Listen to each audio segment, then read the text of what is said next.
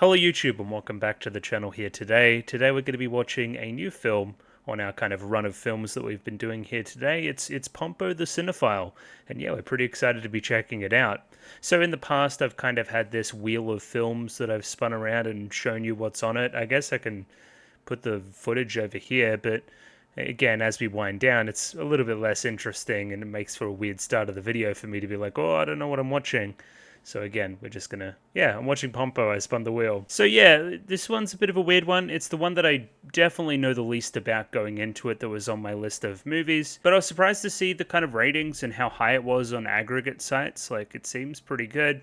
It's come out relatively recently, and it's definitely been heavily requested, so sure, I mean, I'll check it out. I'll check out basically anything. So again, for me, it's less about looking at staff and whatever, like I have been with the rest of these other ones, mostly because I don't think that many of these staff here, besides the main guy up the top, are particularly interesting. Again, I've kind of already gone through here and had a little bit of a look. There's not really a trend that I could find, not really anything particularly specific that kind of sets this apart from everybody else. To me, it seems like a group of people. A group of people worked on this. It's not really, it's hard to push a narrative, I guess, with that kind of section of what to look for. But we can scroll down here and see who's responsible for animation production. That would be Clap. Hello, Clap. But before Clap, it's probably worth looking at Takayuki Hirao, who is the one person I highlighted before that is the guy for this. Like, if you're directing, storyboarding, and scripting this thing, it's your baby, for sure. One thing I'll also mention right now as well is it is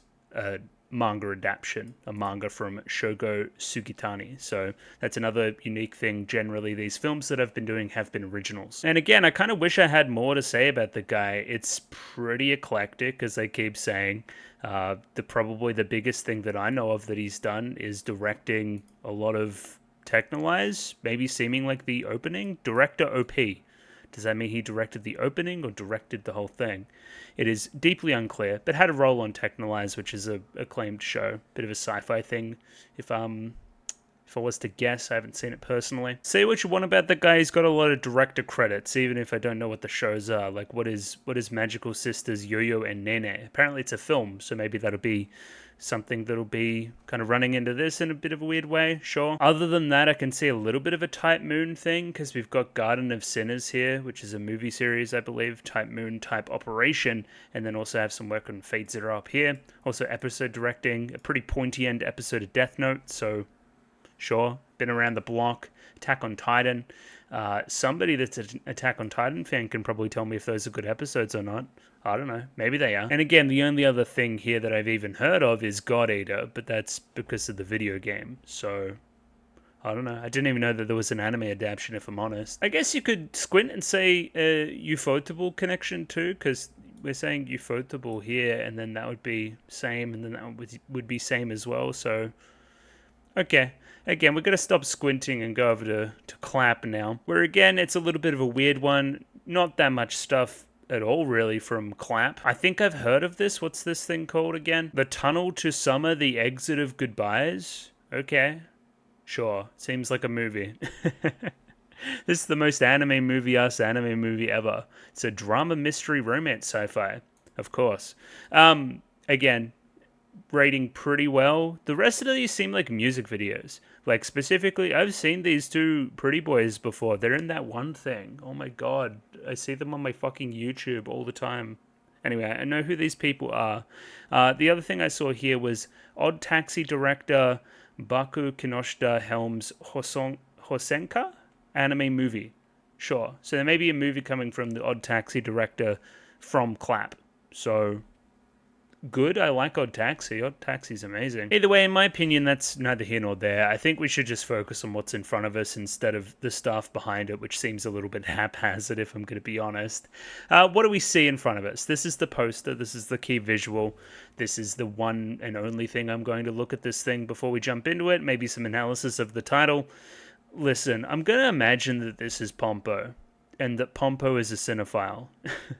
I think the Japanese title was something to the effect of Eiga Daisuki Pompo-san or something like that. So, Eiga Daisuki, I love movies. Sure. So let's start at the very top. I'm going to imagine Pompo. Pompo seems like a either a small person or a young girl who is really into movies. Sure, again, she's doing the this thing, so she knows how to frame the shot. Excellent. She is markedly bigger than everybody else. She is a larger than life figure. Her love of films probably drags these other three into some debacle, something to that effect. Seems like she's going to be very cartoony. Seems like she's, again, larger than life, over the top, all these things I've already said. You could even reference maybe something like a King Kong in the visual, marching through the city, wreaking destruction and havoc, all that kind of stuff. And again, obviously, that classic Hollywood connection as well, or should I say, Nollywood, of course. Potentially some cat girls. Again, this is a bit of a weird step from Angel's Egg and Wolf Children, I'll say. Again, maybe not that far from Wolf's Children, we'll say. These seem like various movie posters, some of which may be parody-esque, some of which may be their own things. These could be the movies that we're making in question. We have obvious protagonist boy in the middle. He looks like an obvious protagonist boy who is trying to chase Pompo down, trying to wrangle her in, something like that. He's holding a script of some kind, clearly working in the industry and so forth. Two other female character designs flank him, neither of which is standing out to be as particularly of note. I don't know. I don't have much else to say about the other two, I guess. One thing I will say, it seems like it's outside of Japan or in like a fictional Hollywood or something like that. So again, kind of moving out of that kind of familiar setting that a lot of these anime movies are normally in. Maybe that's something. Again, I think the best thing to do is just to jump in and watch the sucker.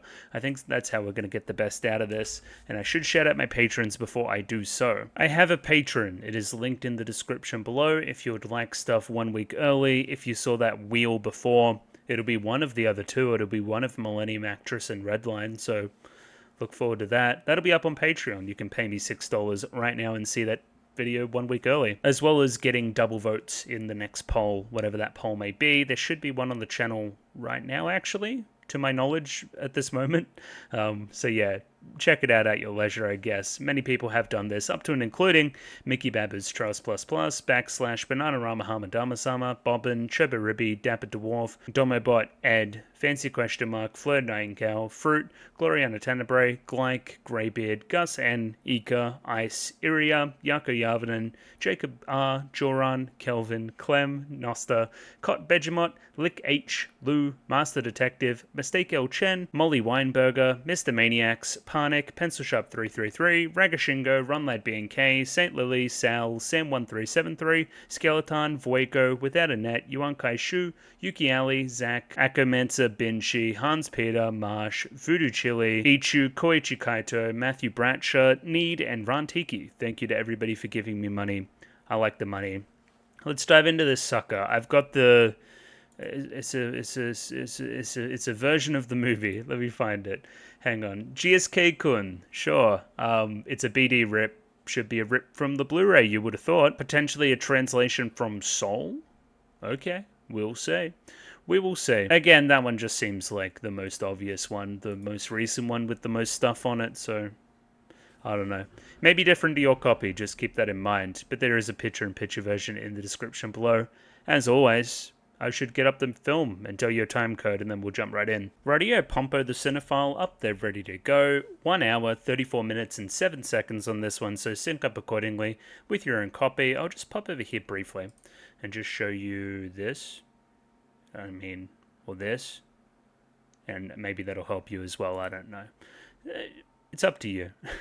If that helps you, that helps you. If it doesn't, it doesn't. Either way, there'll be that picture-in-picture version in the description below. Just going to give it a 3, 2, 1. Radio? 3, 2, 1. Go. Indeed. I was worried I didn't have audio there for a second, but I'm fine. I'm recording, which is always good too. Let's get comfy. I just had some coffee, so...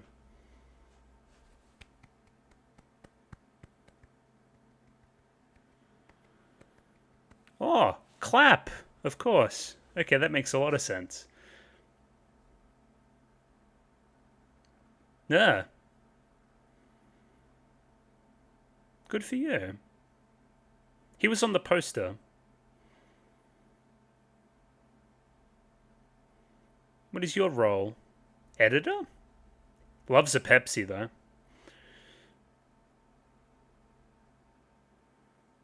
Flashback? Oh, there's a girl behind you. Watch out.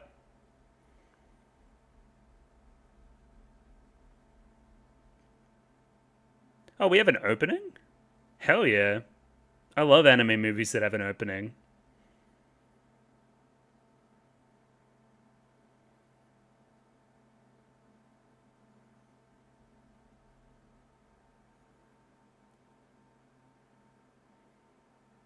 Then English was pretty good. And yeah, the kind of like cat Oscars or something. That's funny. Cinéphile. Natalie Woodward, I should say. That's Pomponet.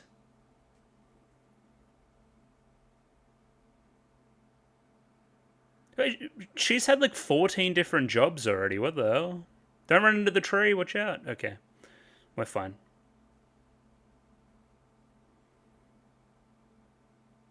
Were those some puns I spotted? Maybe.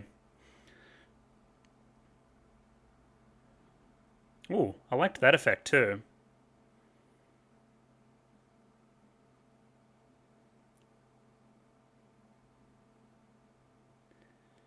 Yeah, very like an Oscars ceremony, right?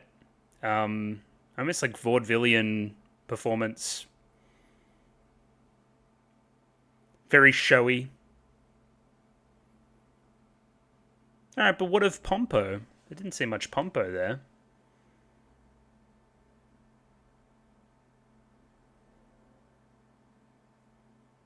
Okay. She seems like the star.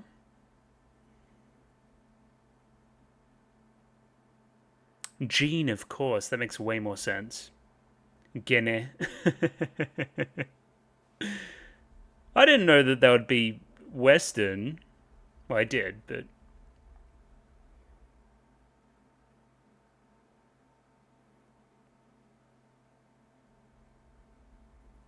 Yeah. It's a good way to learn. I'm a very much a note-taking kind of guy, as we've seen in the past. Pompo is here. Okay, the people like Pompo. What is it that Pompo does? Because he's the director.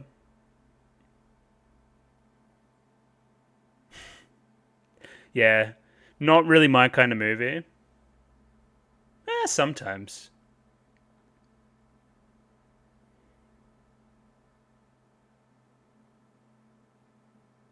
Pompo's assistant. Don't trip. Like the backgrounds a lot.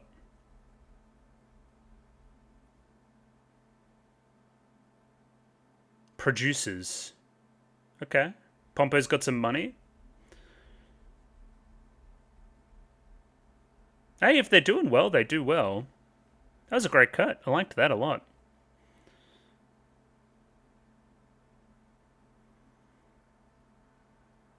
Well, why do you make them then? Any movie's fine?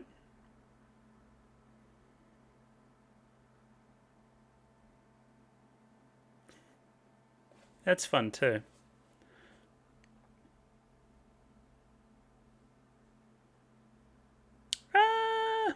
I'd like a little bit more substance generally.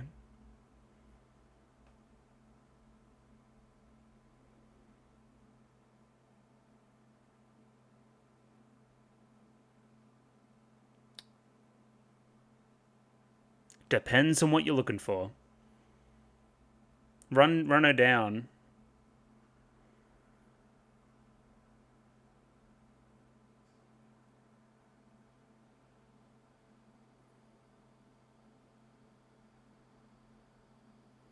Okay, auditions for Corvette tomorrow.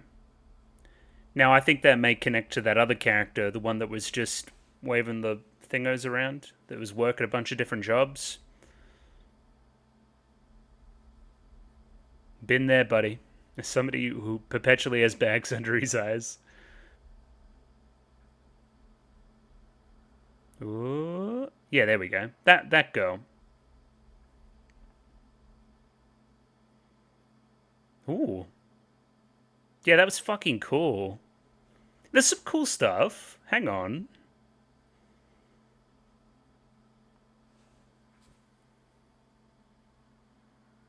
Oh, he's late. Um, yeah, just how it.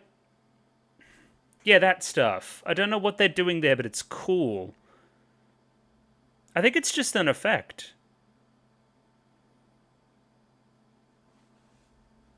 Well, did you send her home already?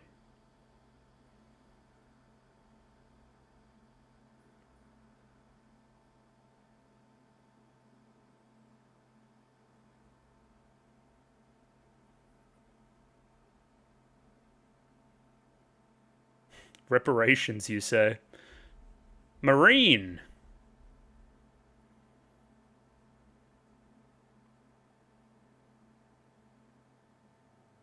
Whoa.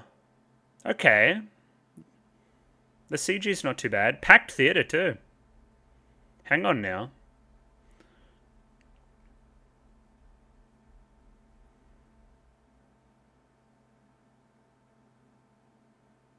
Is this a different woman? No, same woman.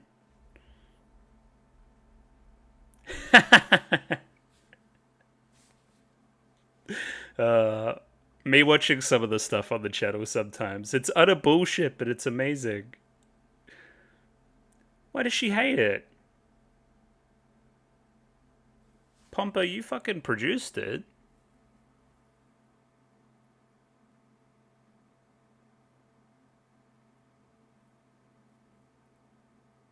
Famous dad?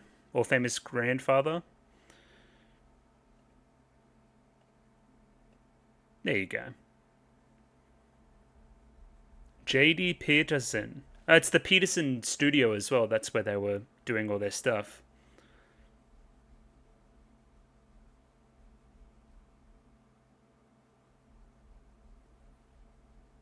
What? She has a special power? That was good. It's like a magical girl sequence or something.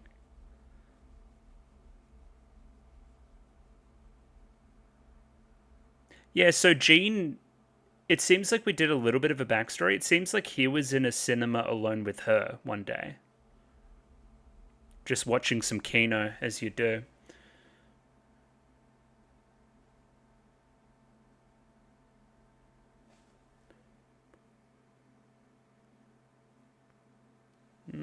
I don't think there's a great secret.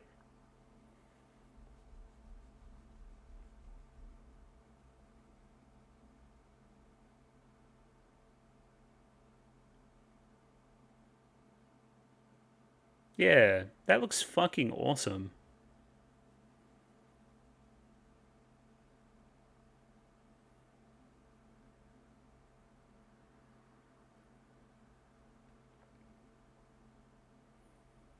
Well, you're clearly taking a bunch of notes.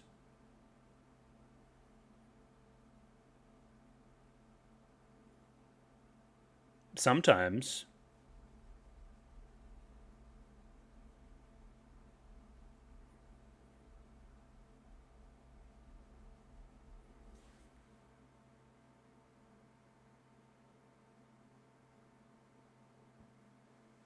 So Pompo's going to produce his film with that other girl as the star?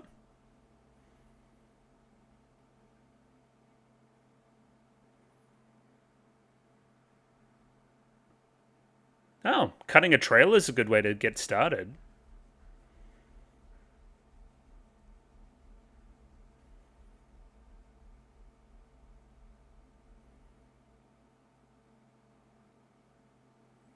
I'm giving you an opportunity. Come on now. Oh, so that was a screen or something, right? So then, yeah, make a trailer. Especially a 15-second trailer, like a YouTube ad type shit. Tough job. Real tough job.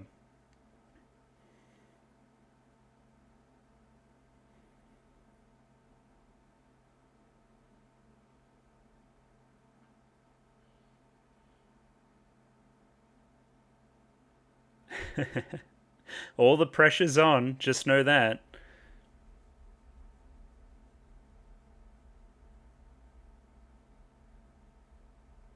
This film's flowing really well.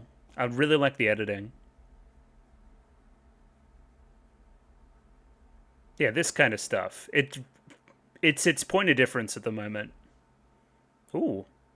Yeah, colors are cool too. This is how it feels when I'm editing my videos. I'm definitely not like laying back.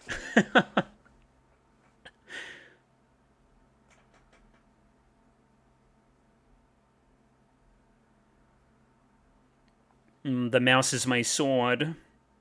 And Adobe Premiere is my weapon. He's cool. Hang on. He's actually owning?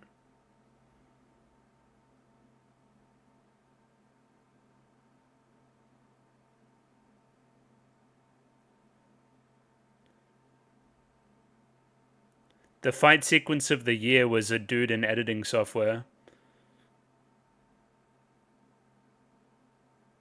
Loves a Pepsi Max, though. How would you even edit a trailer for this? Tits and R's? Probably. Oh, this is cool.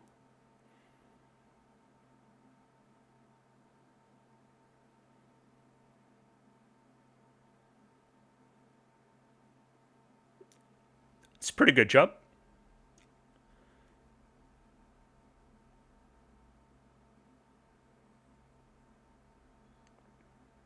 It's very regular.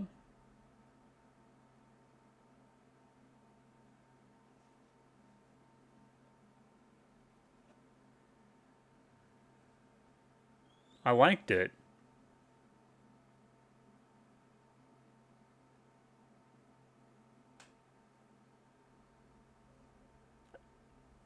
Who cares? It gets him to come to the movie. I don't know, man. Just call it reshoots. We had to cut that scene. It got edited out.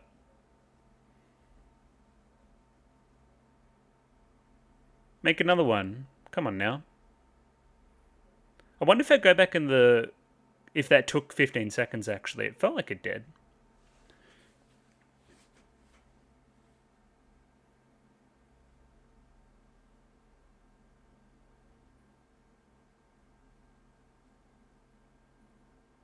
I want to know how you two got to know each other. I think that's an interesting conversation. Yeah, okay, here we go.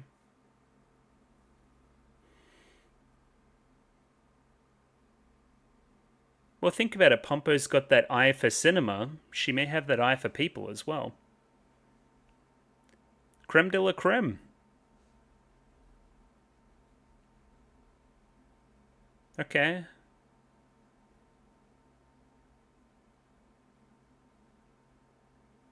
Oh, because you've been a cinephile loser.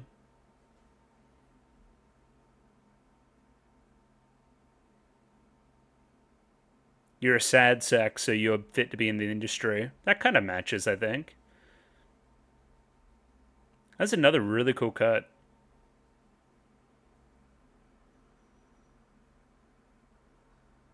I wonder how this is paneled in the manga.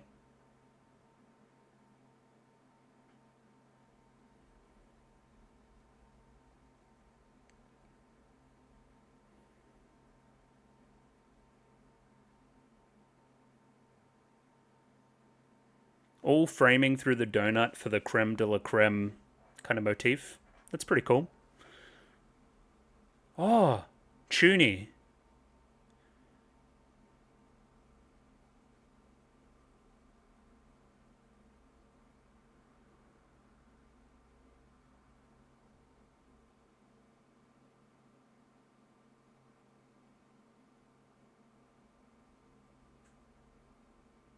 I think this is going to be the girl.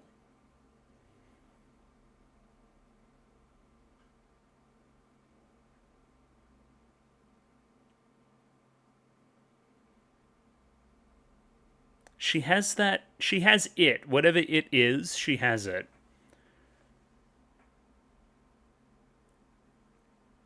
Yeah, fun theme of yeah, like kind of intuition, just kind of like, oh, I reckon that's the go, and not really like feel, don't think.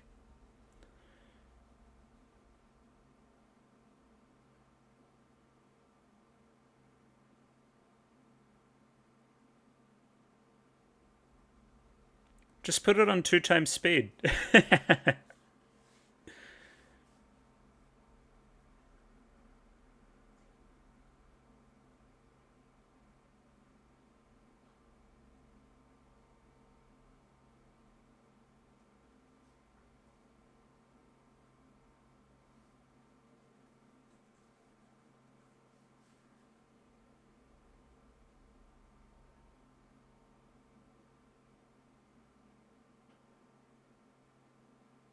Wonder what film that is.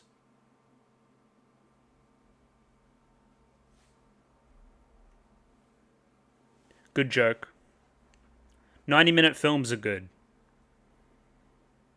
It's also really fucking hard to animate a movie longer than 90 minutes.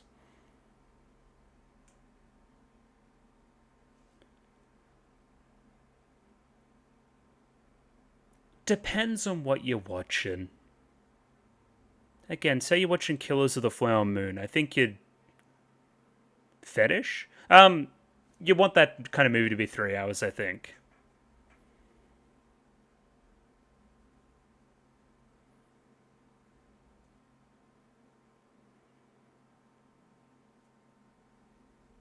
I do think there's a purity to a 90-minute film, though.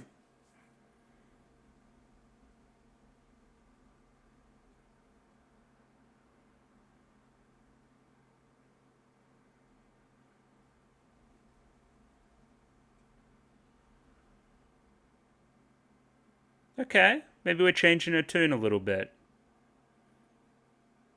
And yeah, this was what was previewed before. I thought that this was their origin, but this doesn't seem to be that. We're watching some kind of masterpiece? Or maybe it was.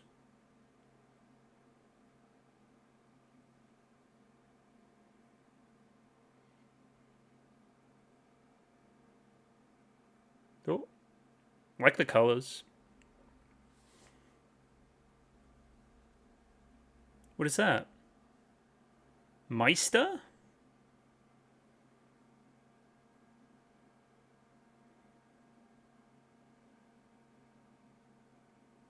Okay, I'll read your script. Normally a producer, so we'll see. Is that a Jason type guy? I think it was.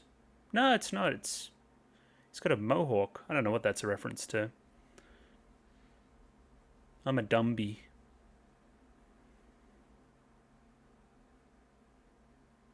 Yeah, how long did you eat for me to read a whole script?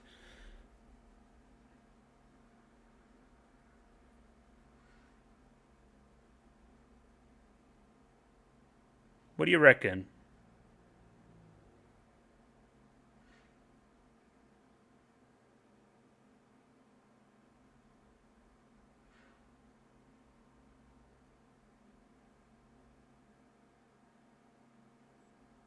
Dalbeer.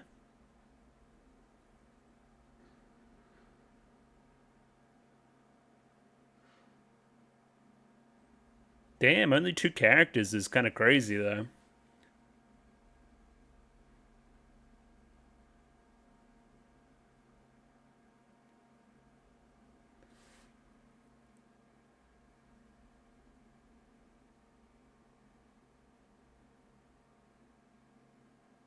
How are you getting that from a script? Fair enough.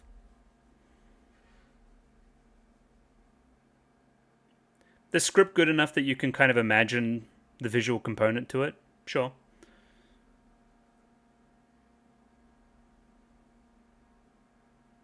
Oh, it had to be that one scene. Yeah.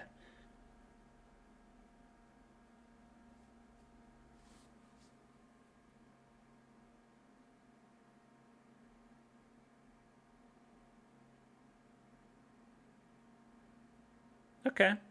Well, who are we going to cast?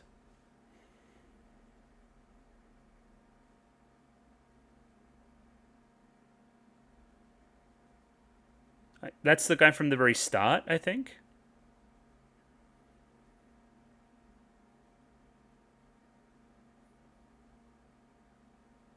We'll get him out of retirement. Whoa.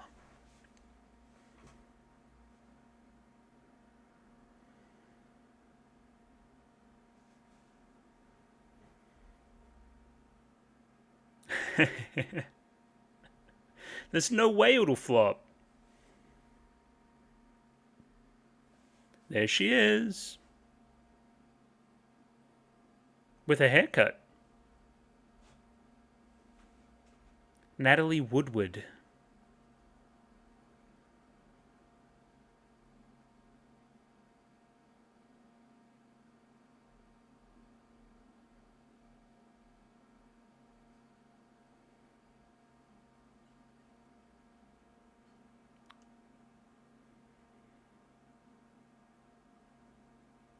She can do that, like IRL.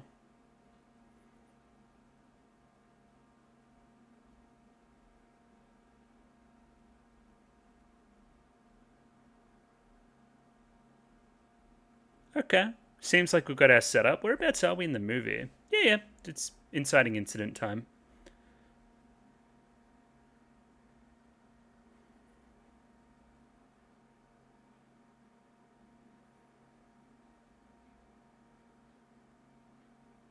It's kind of crazy to feel like a complete newbie.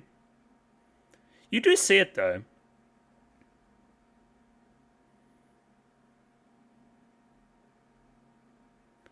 Okay, kind of moving on from being a assistant to cutting a trailer to oh yeah, there she is. Like to directing a film is insane. But again, just generally talks to the level of talent or level of influence that Pompo has. Okay, now we're swapping perspective a little bit.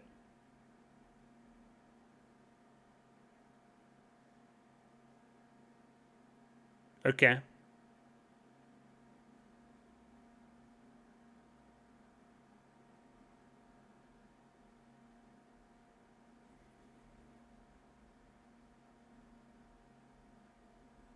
I mean, you work in the city. Why are you... Anyway.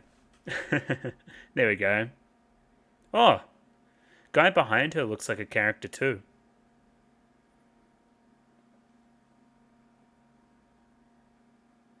She's a bit stiff.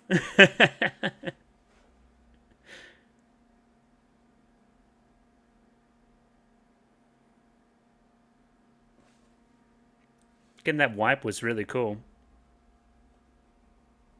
Is she just no good? I mean, notoriously tough industry. I shouldn't be so harsh.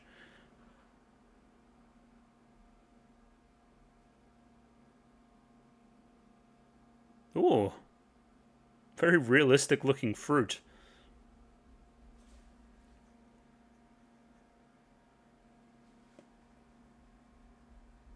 My dream is drifting away. My light is gone behind the clouds.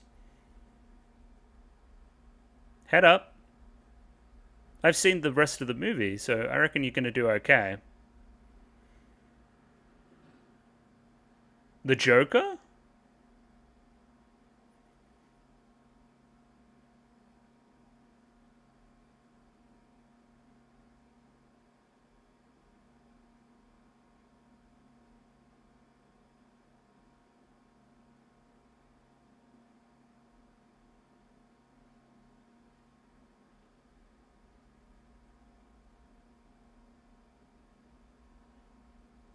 Insane resume. A lot of part-time jobs.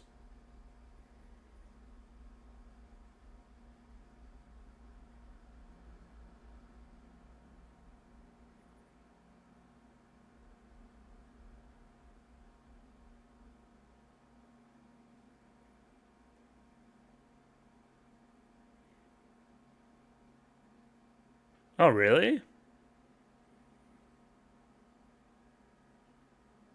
Okay, boss. Right away, boss.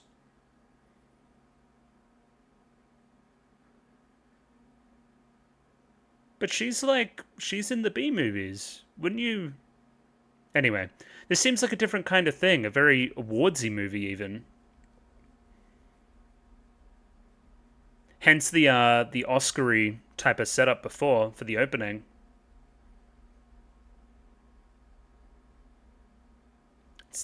Did I see the moon kind of reappear there too? Kind of bring in that full circle. Now you two are going to get up to some mischief, I reckon. Just seeing the general temperament of the movie. Come to the gym.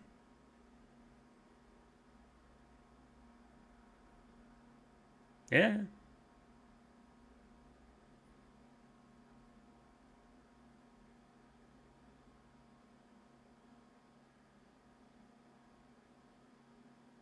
You'll get there.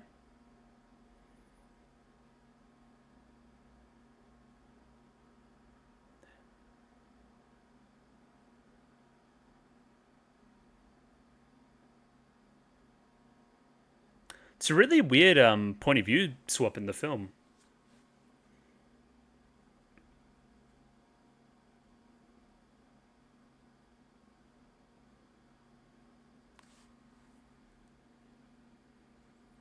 It's a lot of food.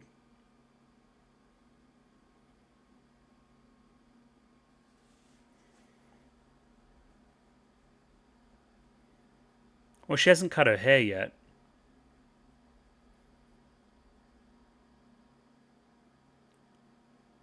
She's ass.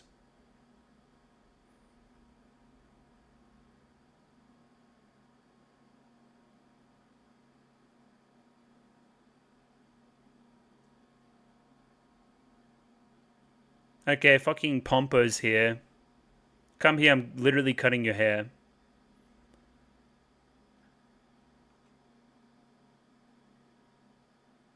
Okay. Trust the process, I guess. Bro thinks he's your name. Do love a musical montage, though.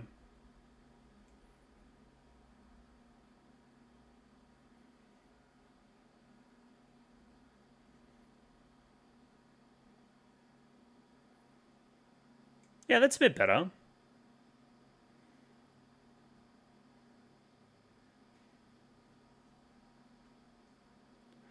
We love a training arc, folks. Alright. How we going now?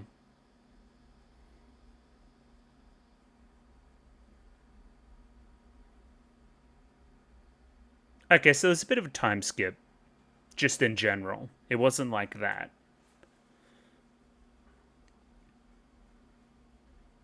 There we go.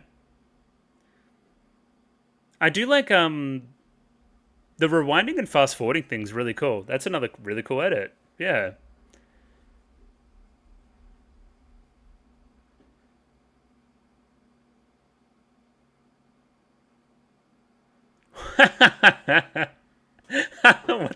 what the hell? Why did she do that? No, we're not going to skip past that. Why did she do that? She hit that blog boy JB type shit. Why?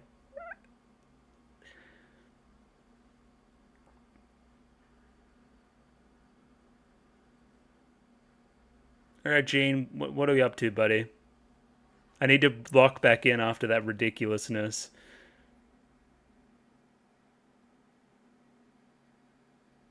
Is he gonna diva out?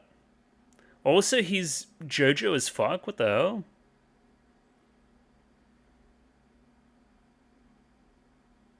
Thank you, Sensei.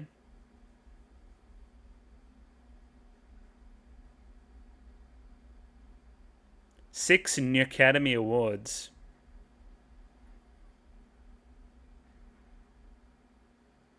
That's not me.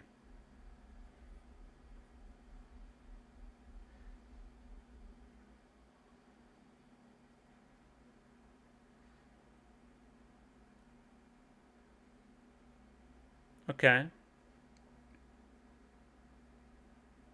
Sure. He doesn't seem that way at all, but sure.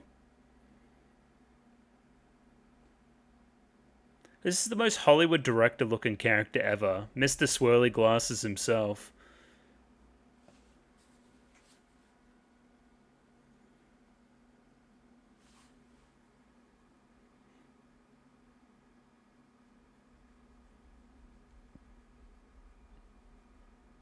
Well, that's true.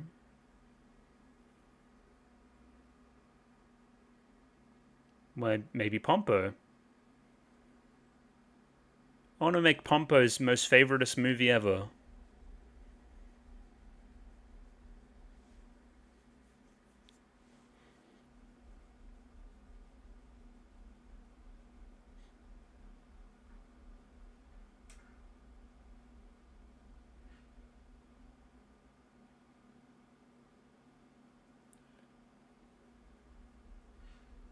This is modern day Hollywood.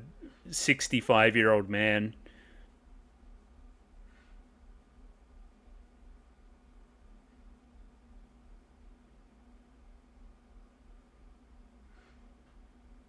Confident. Gotta be confident, guys.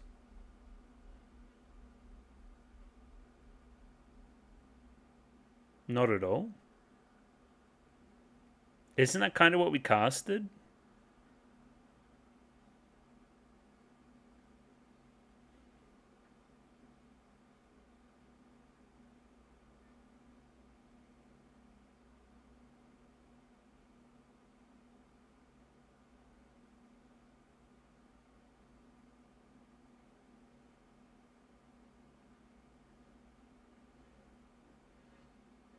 Okay. Stealing yourself. We like that. Yeah, what do you see in the reflection is a cool idea. Raised in the sticks. Idaho head ass.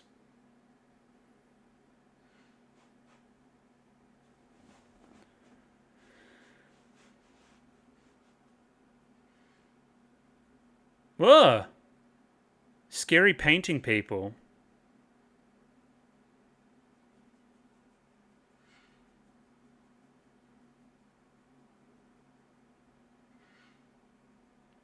I do like this Americana through the lens of Japan type thing we got going on.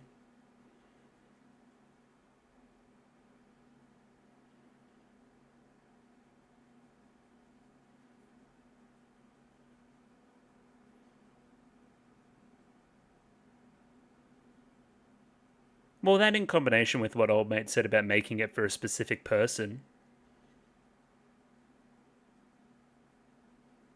Oh, a confession. Well, I literally, yeah, he said that before in the other scene. Like, that's just her. That's who I envisioned when I was reading the script. I like how they've turned around from looking into the water to looking at real life and looking up into the sky. Just shows how their hopes have changed.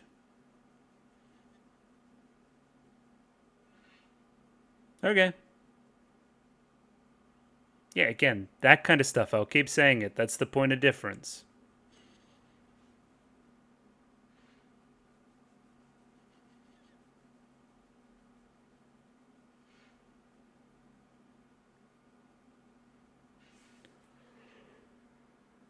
Yeah, who's bro?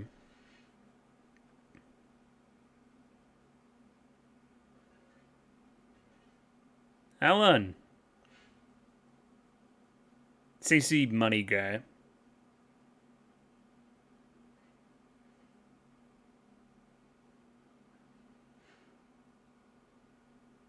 Had me out like a light?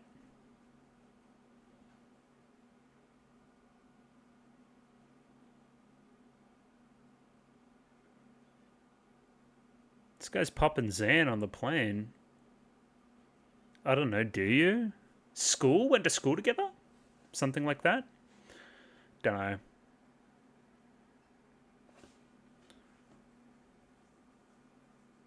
Finally, the Swiss Alps.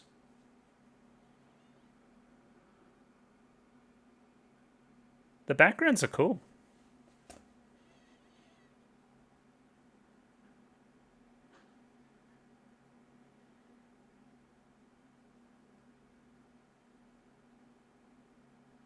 so.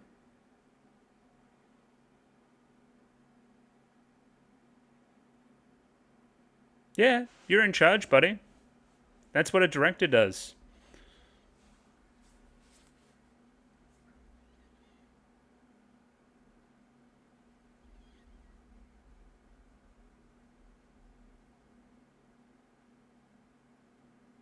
Okay, Martin-san is based?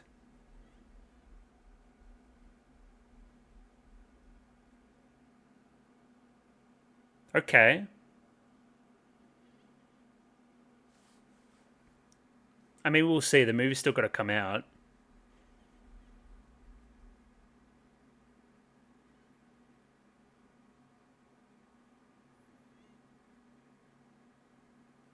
Fedora type of guy. And she's the schnoz. She's the schnoz too. I mean, I can't talk. I got the world's biggest nose. He's cool. I like the lighting on the eyes.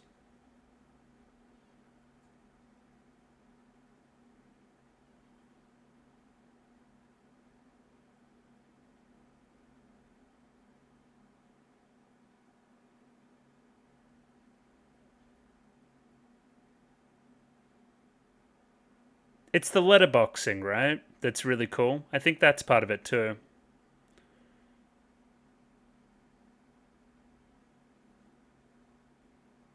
I wrote the script with her in mind.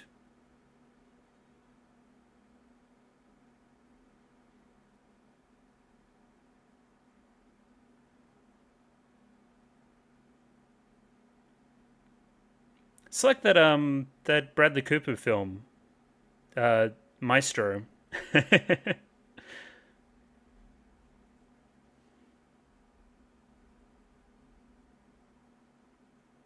Okay, ambitious.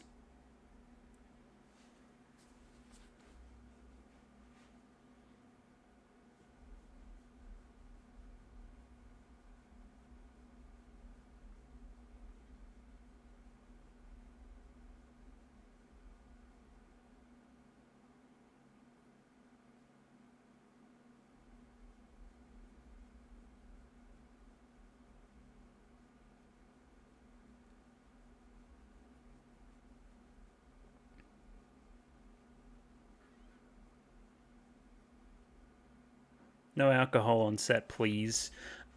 Control the talent.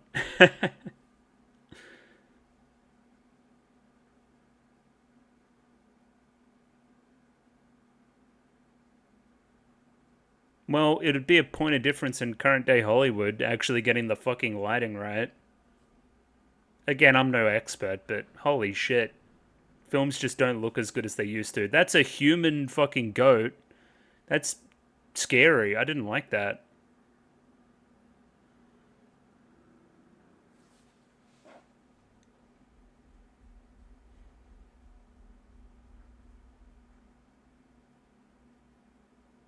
Oh, wolf children.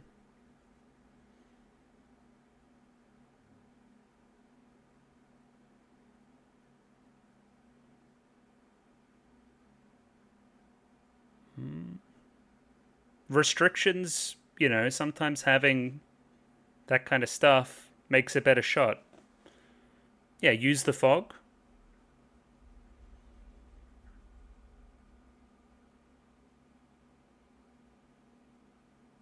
Oh yeah, look at this. Cool. Very, very cinematic.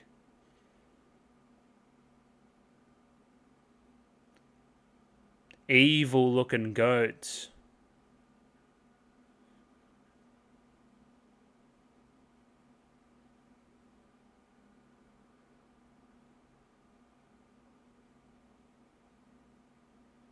Okay.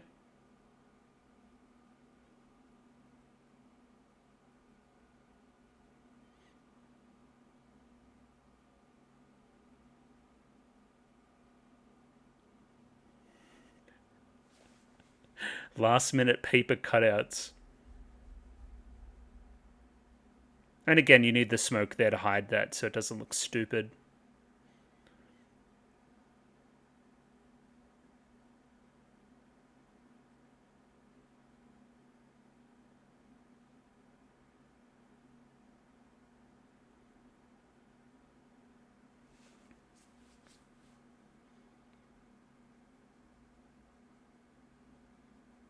I'm thinking about cutting another trailer.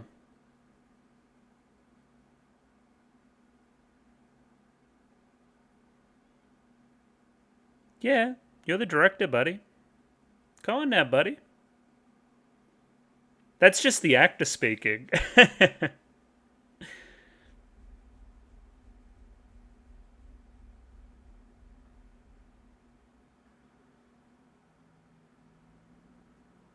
Did we ever fix that wolf guy? Like, is the wolf gonna keep killing the goats?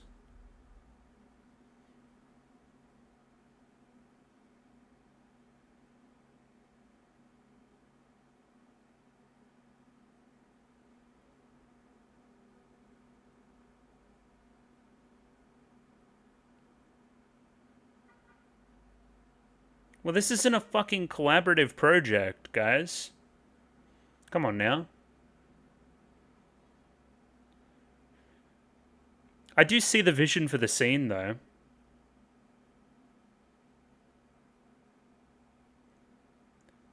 Again, self-serious conductor guy falls off roof and then sees some bit of levity in the scene.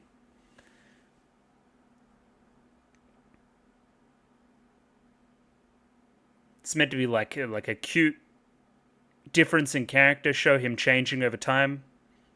Pretty obvious stuff in a script. To the point where I'm surprised it wasn't in the script. Two actors are just nailing it too. I would miss a throw. Oh, animation's fucking cool there.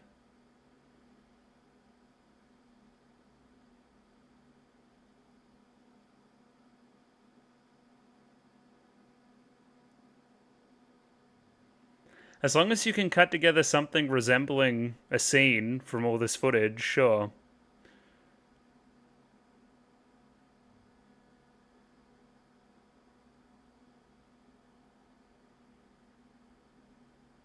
And look, the rain's stopping. Oh.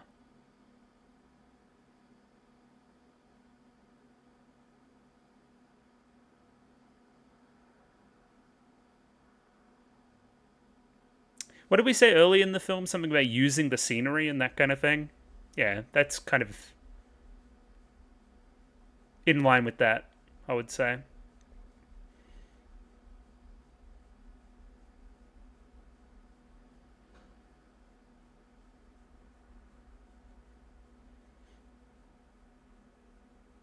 She looks like she's cosplaying as like Fred from Scooby-Doo. Something about the color scheme and the red bow at the back. Lilies. Think about it.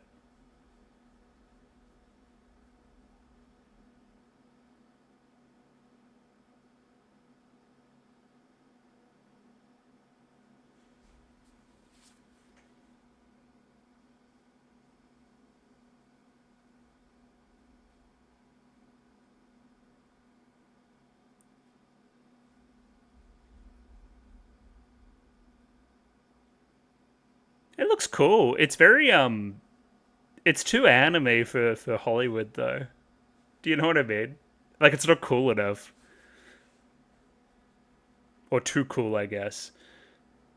Hollywood's not cool enough for that shot.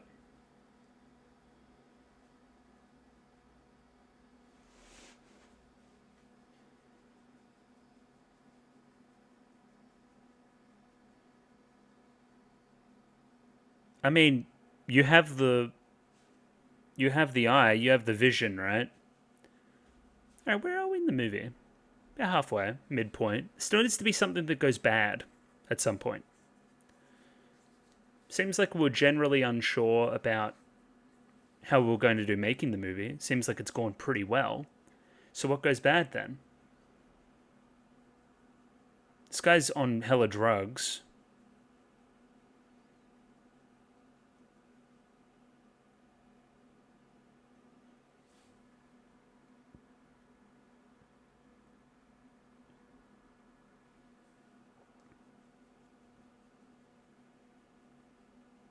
That you seemingly recognized as well.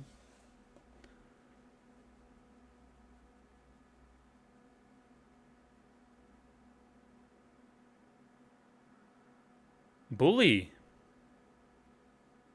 Or not. Nah, cool guy.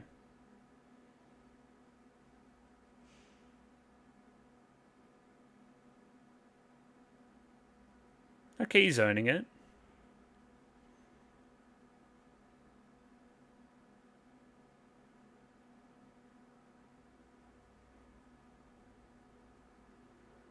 Okay, rando. What the fuck? Who are you? What is your relation to me? Yes, buddy. There we go. Yeah, but I fucking had a terrible time at high school.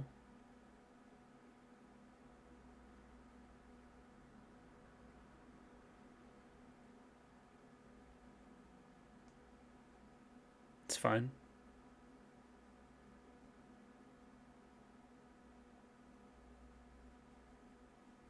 I'm on drugs. I'm on hella drugs all the time.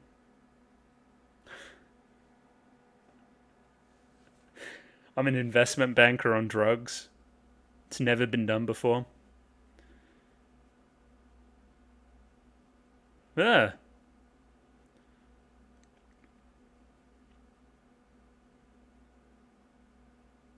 Kind of sicko hates golf.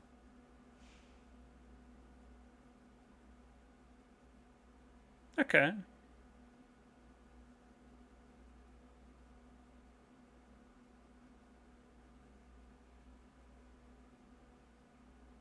I want to become the top investment banker in the world. He got hit by a train, send help. No, it's a movie thing.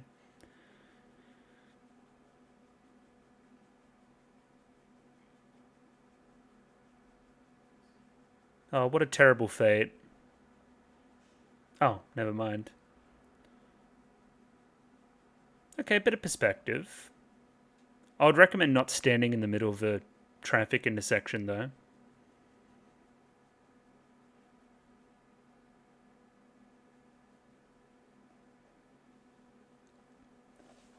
I wonder how this character, Alan, is going to impact the plot. He seemingly has money, so he could produce films.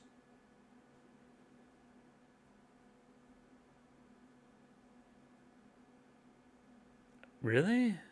I got dead eyes.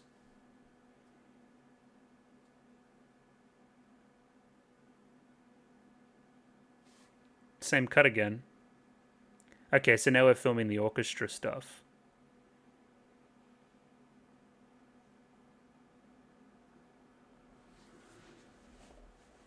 That shot was a little bit tacky, if I'm honest. Alright, I mean, you guys completed the feature. Pompo thinks it's going to win some Academy Awards.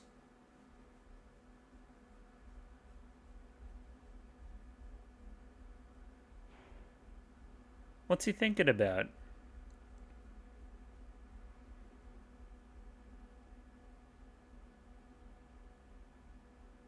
Oh, I gotta edit this bitch. Yeah, good point.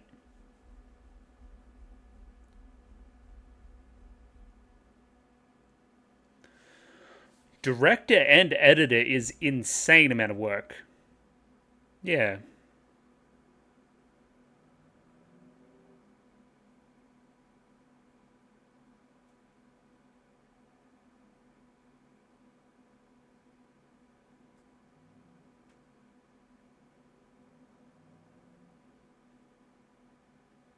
Well, it's definitely like an auteur type move, which I do like.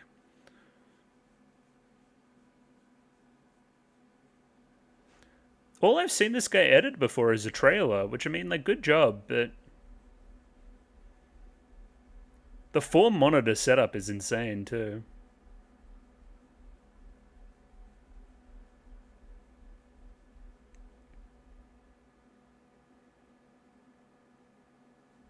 Why would you ever need more than 2 monitors for like most things? Please comment below.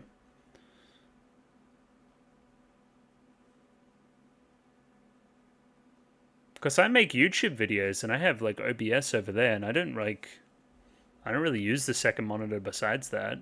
Sometimes. No headphones on is insane too. Yeah, just delete all that work.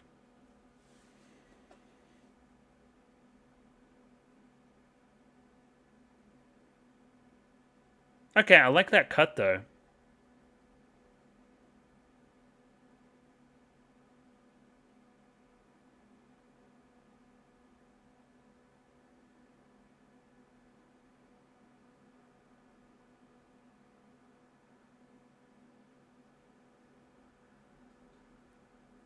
I kind of want to watch this movie.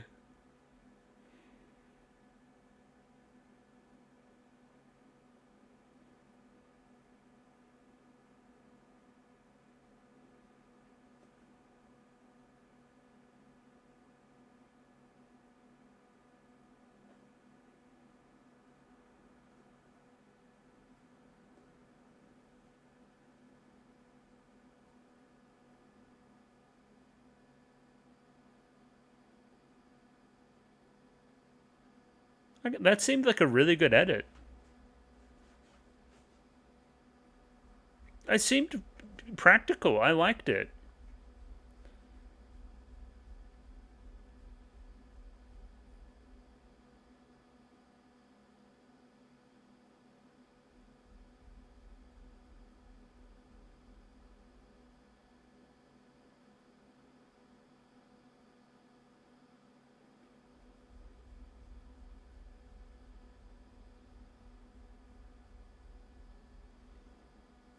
I do like what he did the second time better. I like the cut straight into that conversation. And then, yeah, wide into that. You're right, that does show. Yeah. This guy should do editing classes. I always find that kind of stuff fascinating. Somebody talking about editing.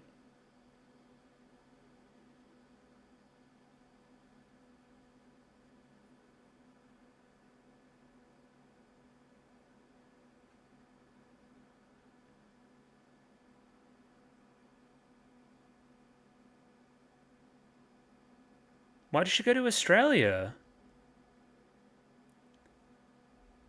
Okay. Kangaroo Jack too? Hopefully. Oh, I like her too. Glasses Chan. Okay. How the fuck do you do that?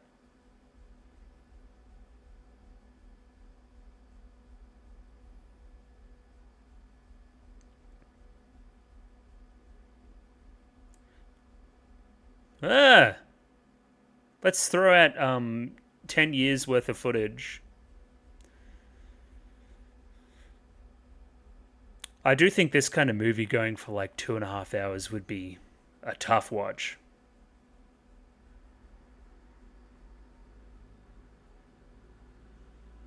Bro thinks he's Whiplash. What the hell?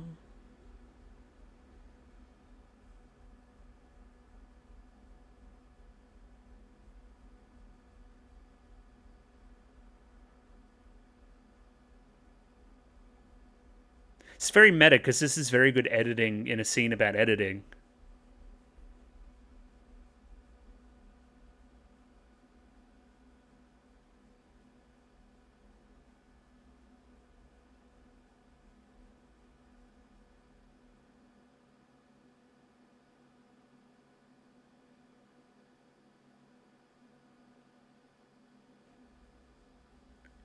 It's almost like Dalbert is reflecting Jean.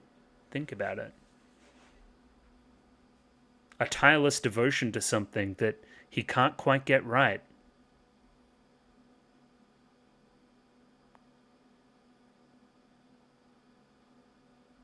Yeah, there you go. The dialogue made it really obvious.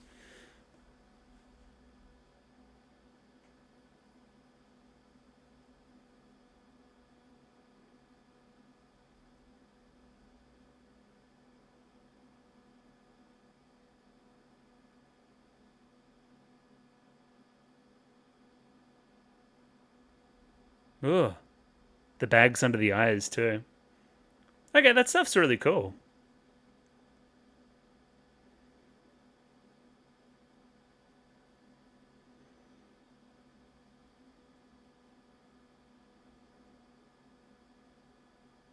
Yeah, that's a really clunky exposition.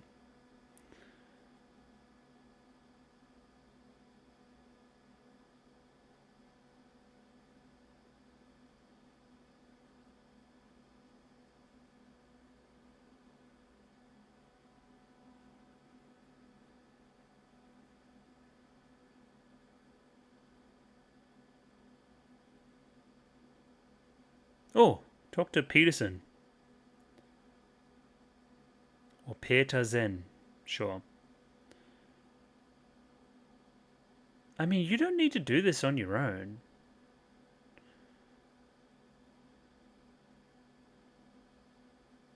Get a bit of inspiration by watching a classic, maybe? That'd be an idea. That just said Casablanca, I think.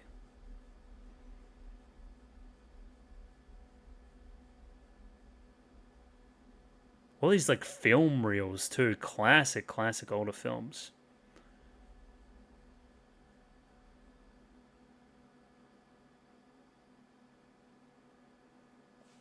Little zoom there too is cool.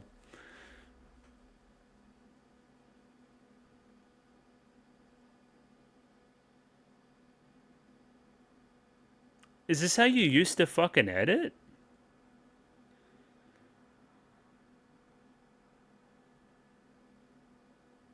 No, is he just repairing it? I think it's just repairing it.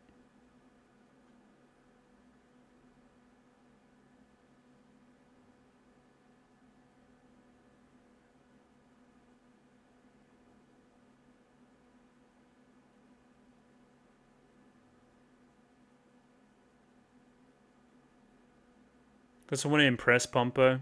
I want to put her script into her vision and I don't want to ask her. Yeah. It's about impressing Pompo.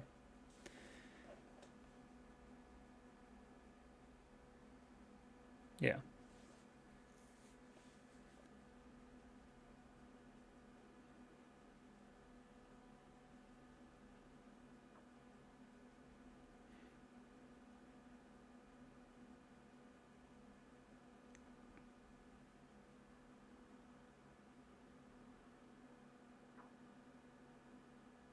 Well, yeah, that's literally what's happening with Dubber right now.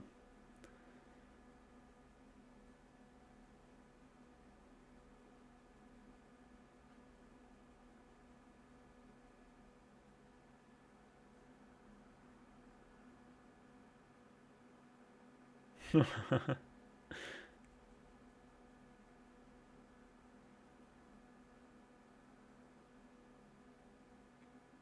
creme de la creme, of course.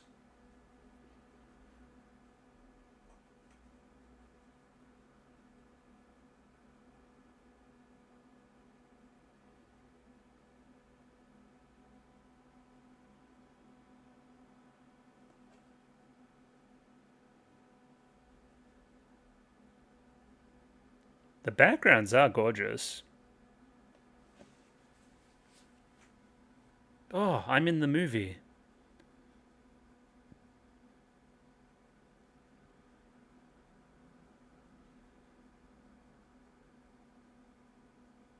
They fucking love donuts in this shit.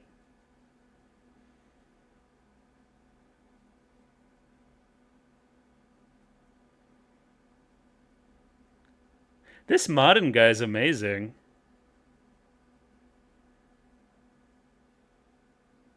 Yeah, I get it, movie.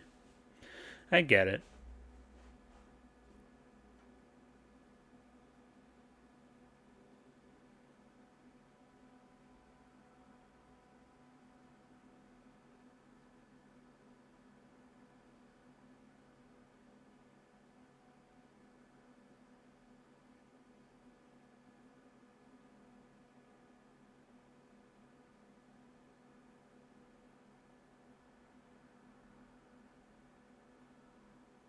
It's that Ratatouille type shit.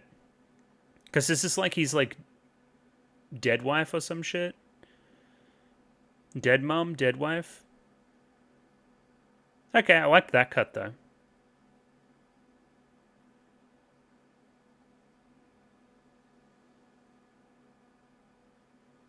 Make the kind of movie that you would want to see, I guess.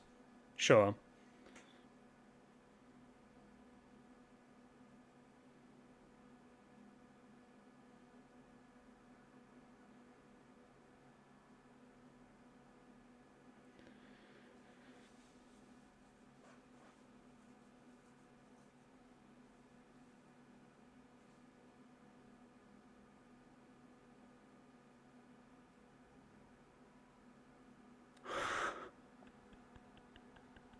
I scrapped everything is crazy.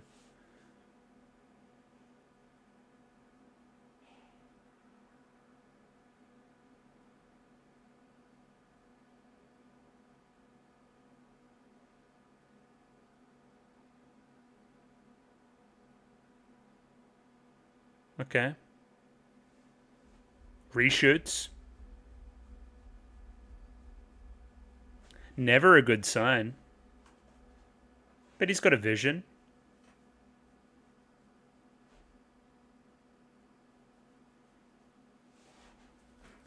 Reassemble the team.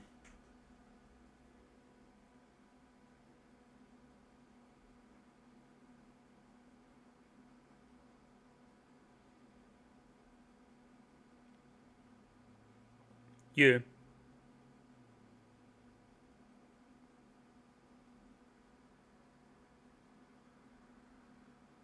These are all great points. I think the scenes that you have are good enough. This is a test, though. It's a test, Gene. Gotta say yes, buddy.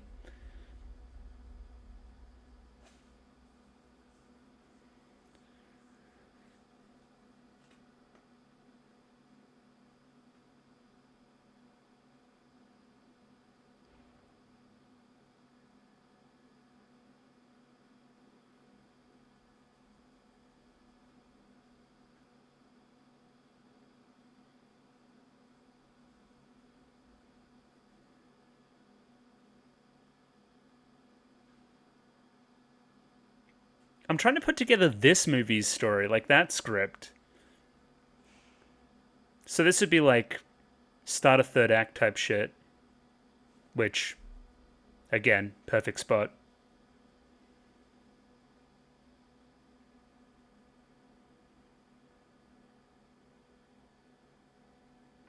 If it's one, we can do one scene. We can do one scene for sure. Also, you passed the test, by the way.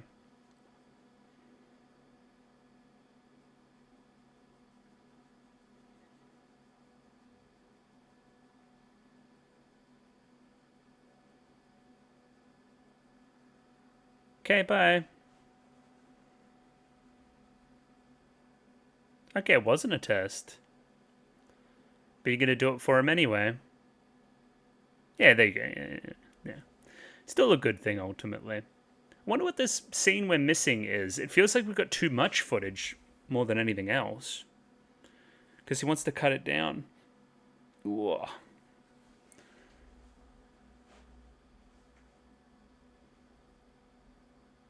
Finally, investment dad.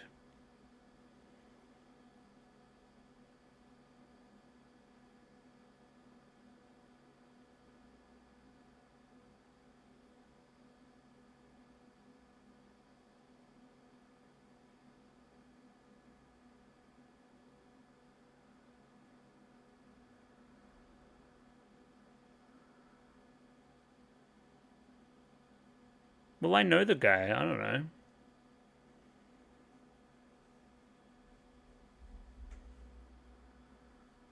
Follow your heart, Alan. Come on now.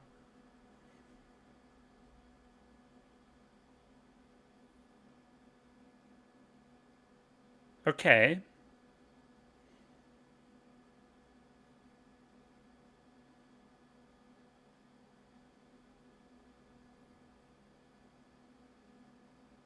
Okay, making her write the script for the reshoot's insane.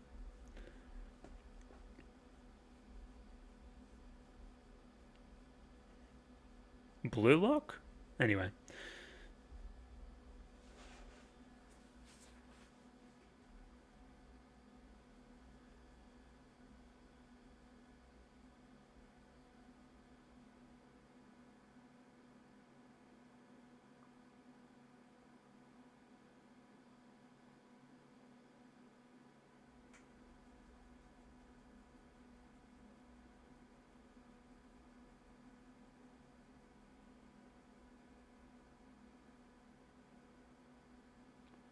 Dude, she's locked in.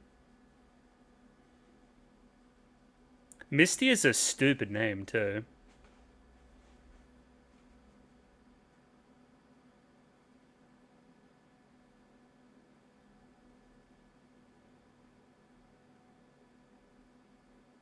We'll get him to cut the trailer. He's got some experience there.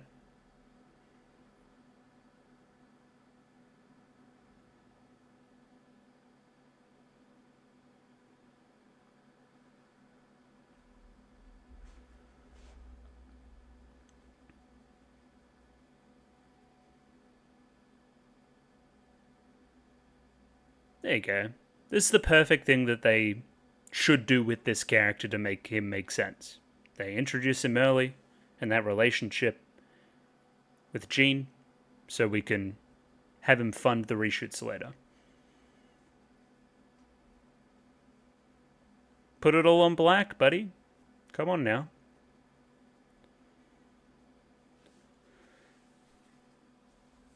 Okay.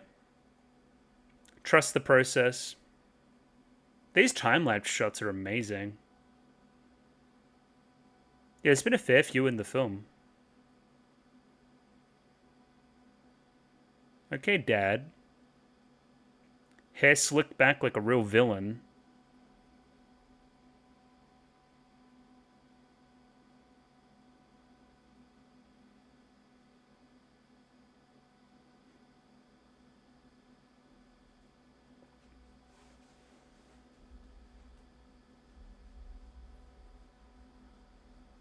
Okay.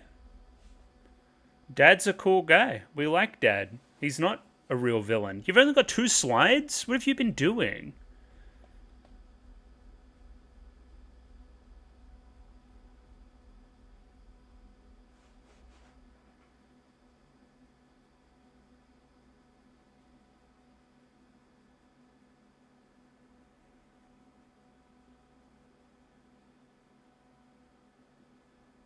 The moral of the story is nepotism. You gotta know a guy.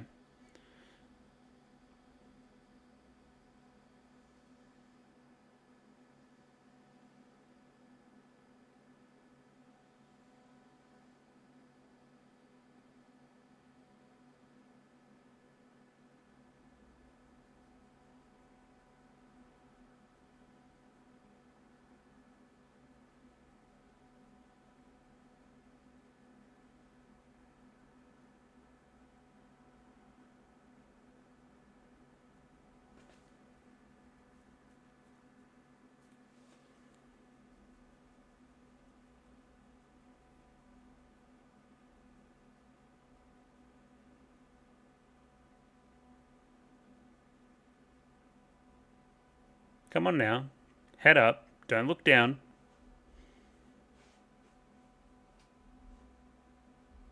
Lighting's really cool again.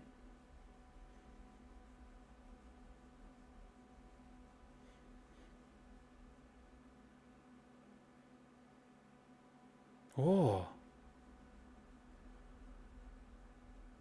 There you go. So this is backstory stuff.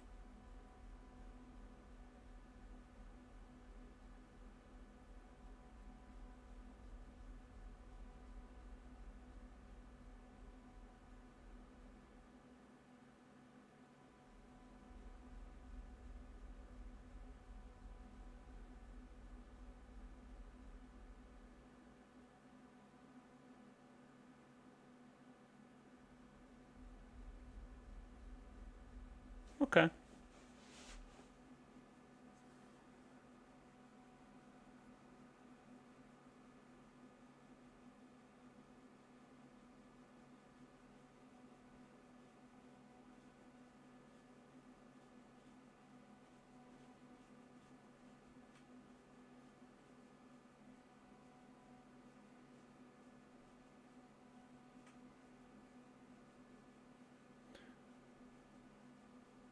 This is random, but sure.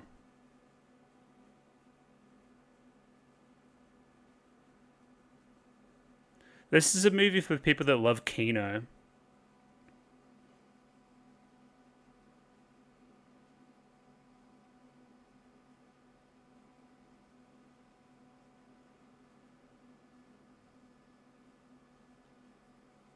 Okay, so please give me money.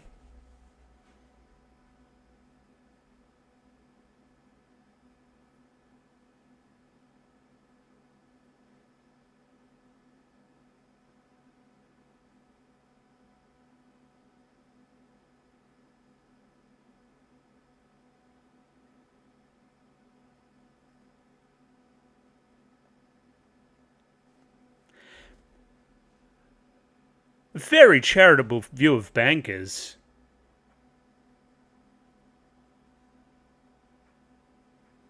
Song's cool though. Oh, it's Clint Eastwood.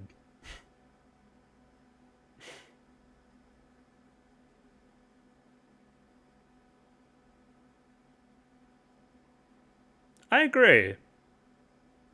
We'll see some numbers.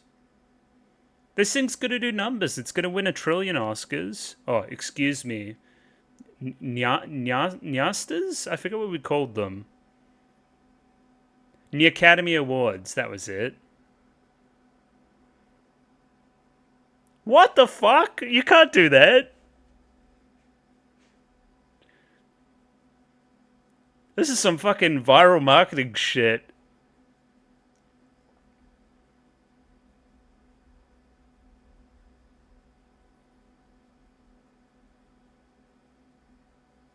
That's like nothing.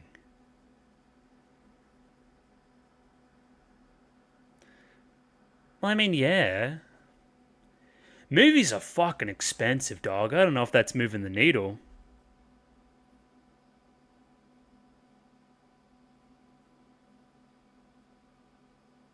I mean, they asked for numbers and you showed them numbers.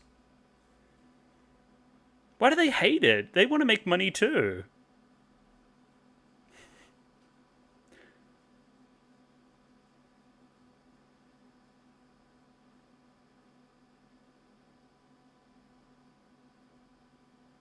But it is. It very clearly is. I showed you the numbers. Why are we slow clapping? Who the fuck is this guy?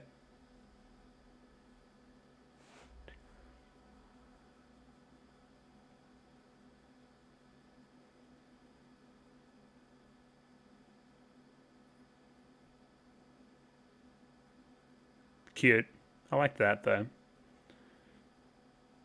It definitely was involved. I'll give you that.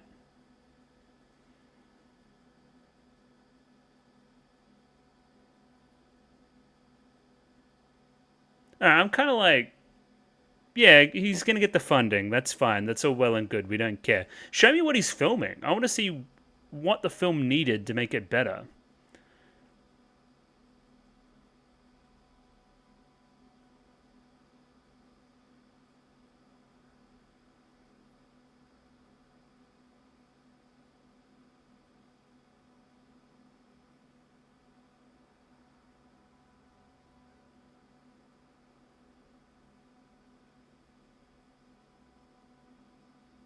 Oh, Patreon. Finally.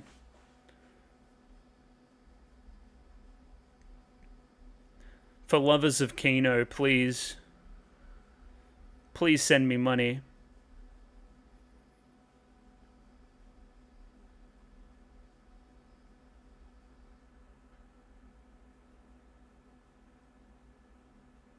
See, it's fun because this is like Alan's Peterson or Alan's Pompo. Someone that saw the vision. Alright. Trilby motherfucker.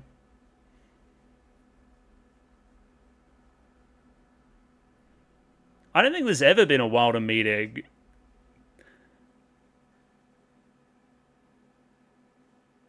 What are you talking about? Okay. Literally delete yourself. Alright. Please just finish the movie. Alright, what does this need?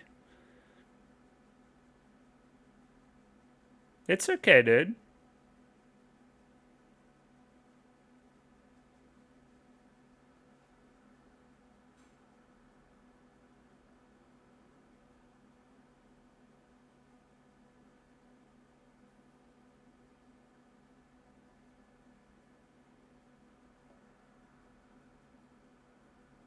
Oh, wow.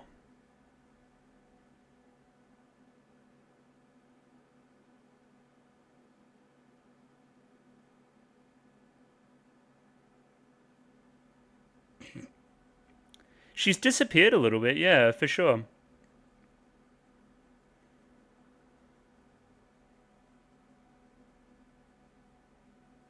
What? No, she needs to get paid. We need to know her real.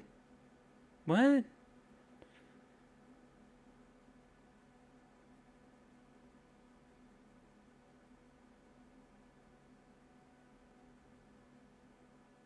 Why are you at a maid cafe?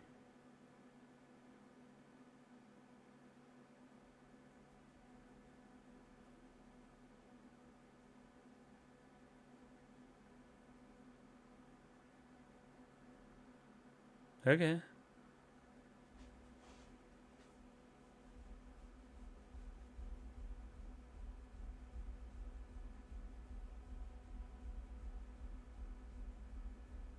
Why the Nyas? I mean, I know why, but also why? I'd like in this like serious ask like Oscar movie if she just said like Nya in it. I think that'd be funny.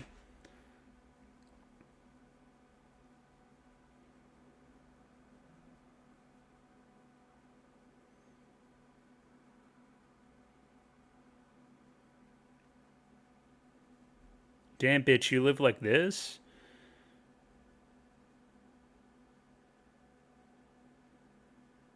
I always have dark rings. It's part of my character design.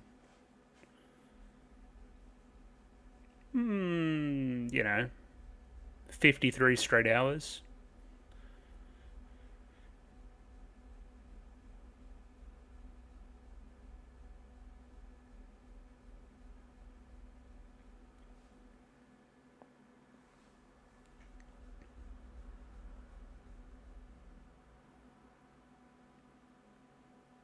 He's losing it?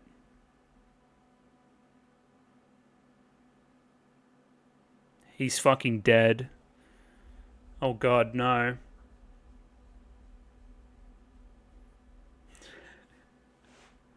I hate this actually in the hospital. That's so funny.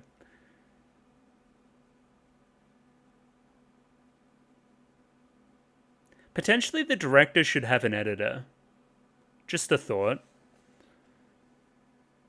Go against doctor's advice and lock in harder. That's always good.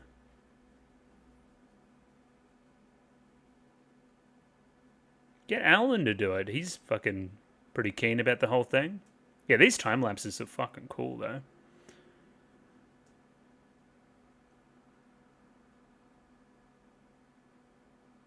Yes, Pompo.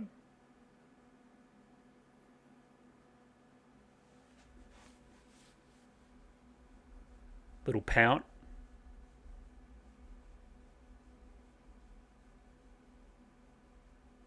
Well, too bad. A bookshelf fell on him, so he can't do it now.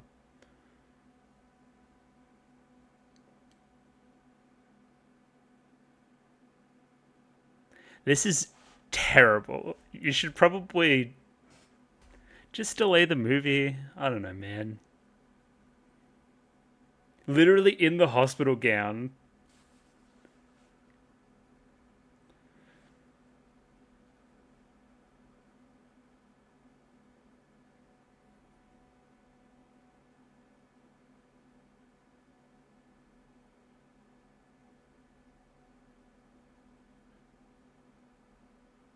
Also, how don't you know how old your daughter is? You must choose between your health and your film.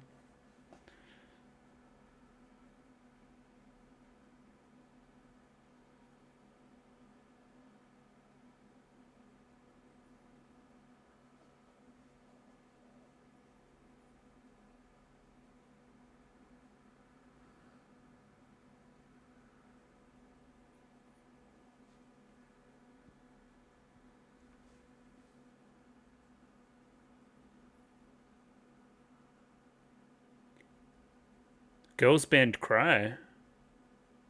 He's got them spikes going on, the thorns.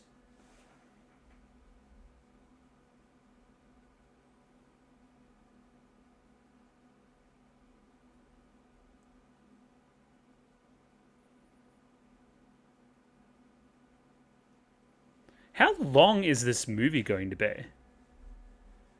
What is he trying to cut it down to?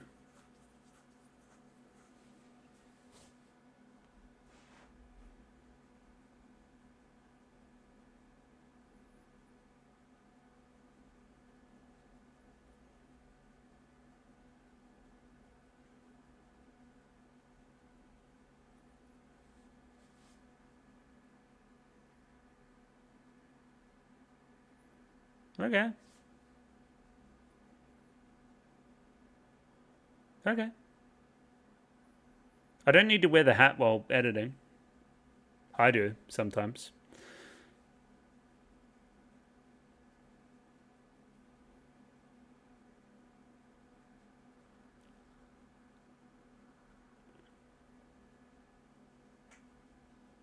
I like green for the color of the eyes on Pompo.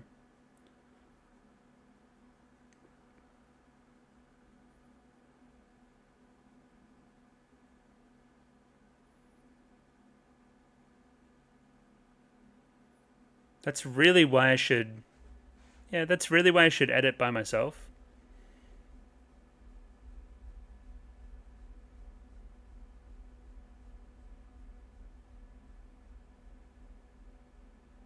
I've got to keep that one. That one's a classic. Also, like, how you...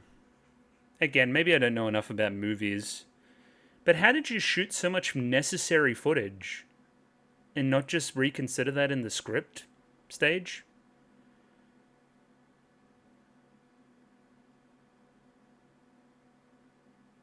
Okay.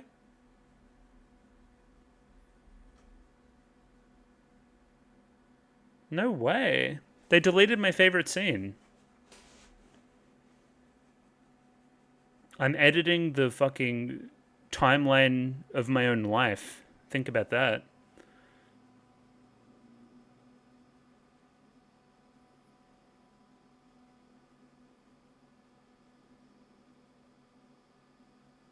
Yeah, like he's literally doing that right now.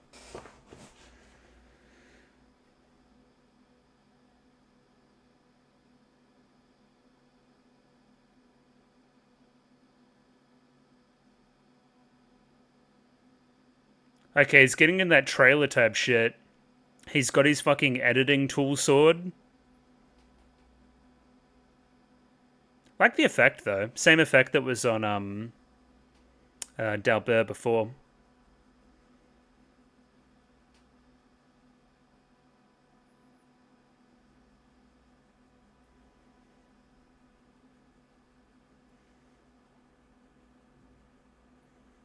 How would you even storyboard a film like this? This is kind of crazy.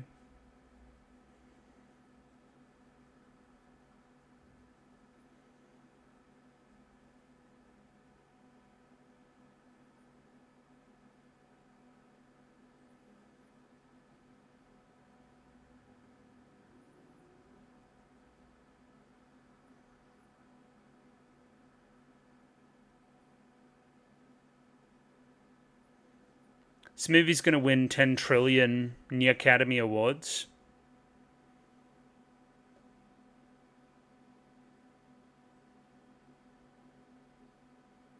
Gotta remember who you're making the movie for.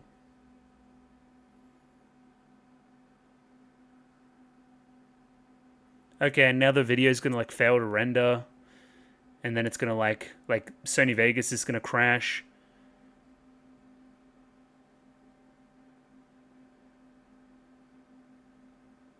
Get ready for this. A perfect 90 minutes, baby.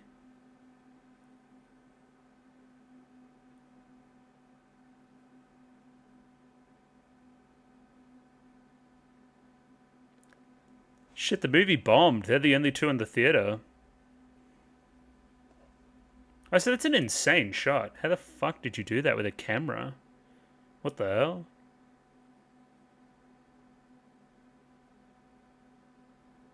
Oh, that was really cool too.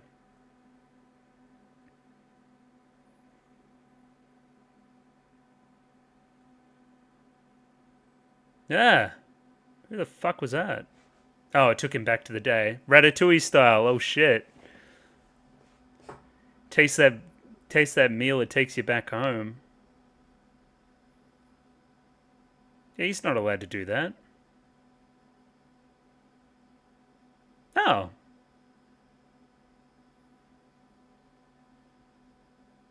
Okay, so that kind of brings a closed loop to the family stuff within the movie's script as well.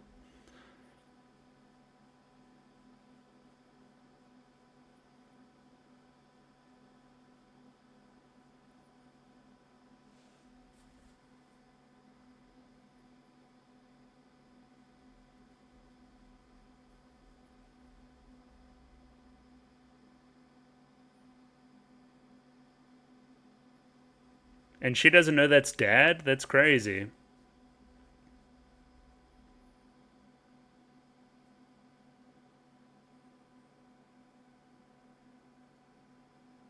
Oh, cute.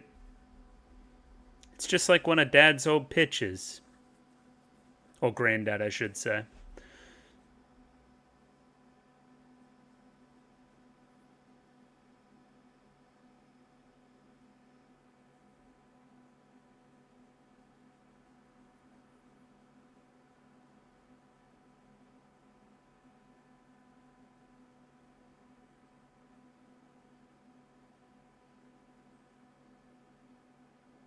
Yeah, this shit's doing no type of numbers. It's it's definitely just a screener, but still. It's funny to think that this is like first day box office.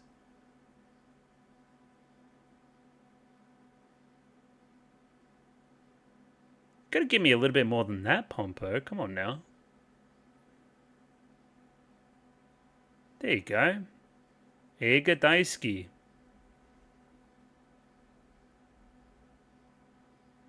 Giant success instantly.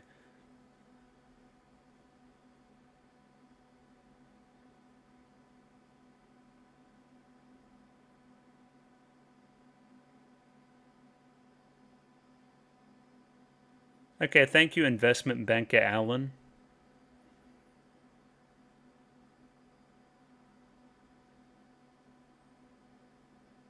Oh. Oh. Representative.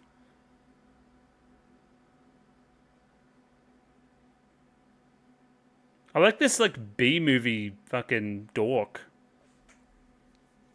Alright, did it win Best Picture? It's won actor, actress, and fucking uh, directing and screenplay.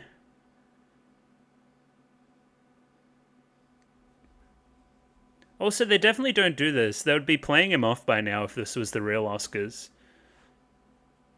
They don't let people talk about movies on that shit. They gotta let Jimmy Kimmel do another bit.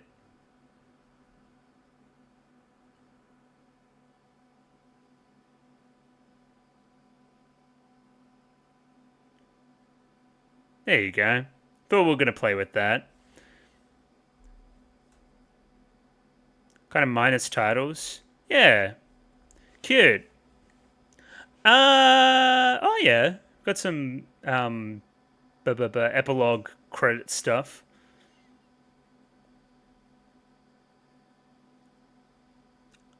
I liked it. I liked it. I thought it dropped a lot of momentum in the last third, and kind of set up really well. I liked when they were making the movie. I think it's a very purposeful movie. You can tell it's based on a manga too, very very much so. Just in kind of some of the storytelling decisions that they go with. Oh look, grandma, that's nice. Just yeah, it got to a point where it's like, okay, we've made the movie. Pompo clearly likes the movie as it stands right now. We go into the editing booth and we do a few cool things there with kind of like attaching Dalbert as a character to Jean. But I think ultimately I just know where the movie's going to end. Like from almost Like, it doesn't twist enough, I don't think. And then I think the whole investment banker stuff is just straight up bad. It's just straight up like, what were they thinking type stuff. Cut Alan from the movie. What are we doing?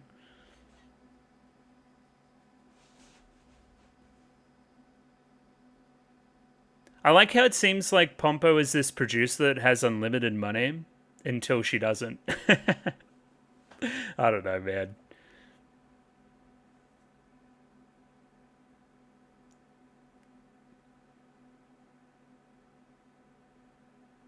Again, at its best, I think the movie's approaching some kind of look back type areas, especially in theming, obviously. But yeah, just not there consistently enough, I don't think.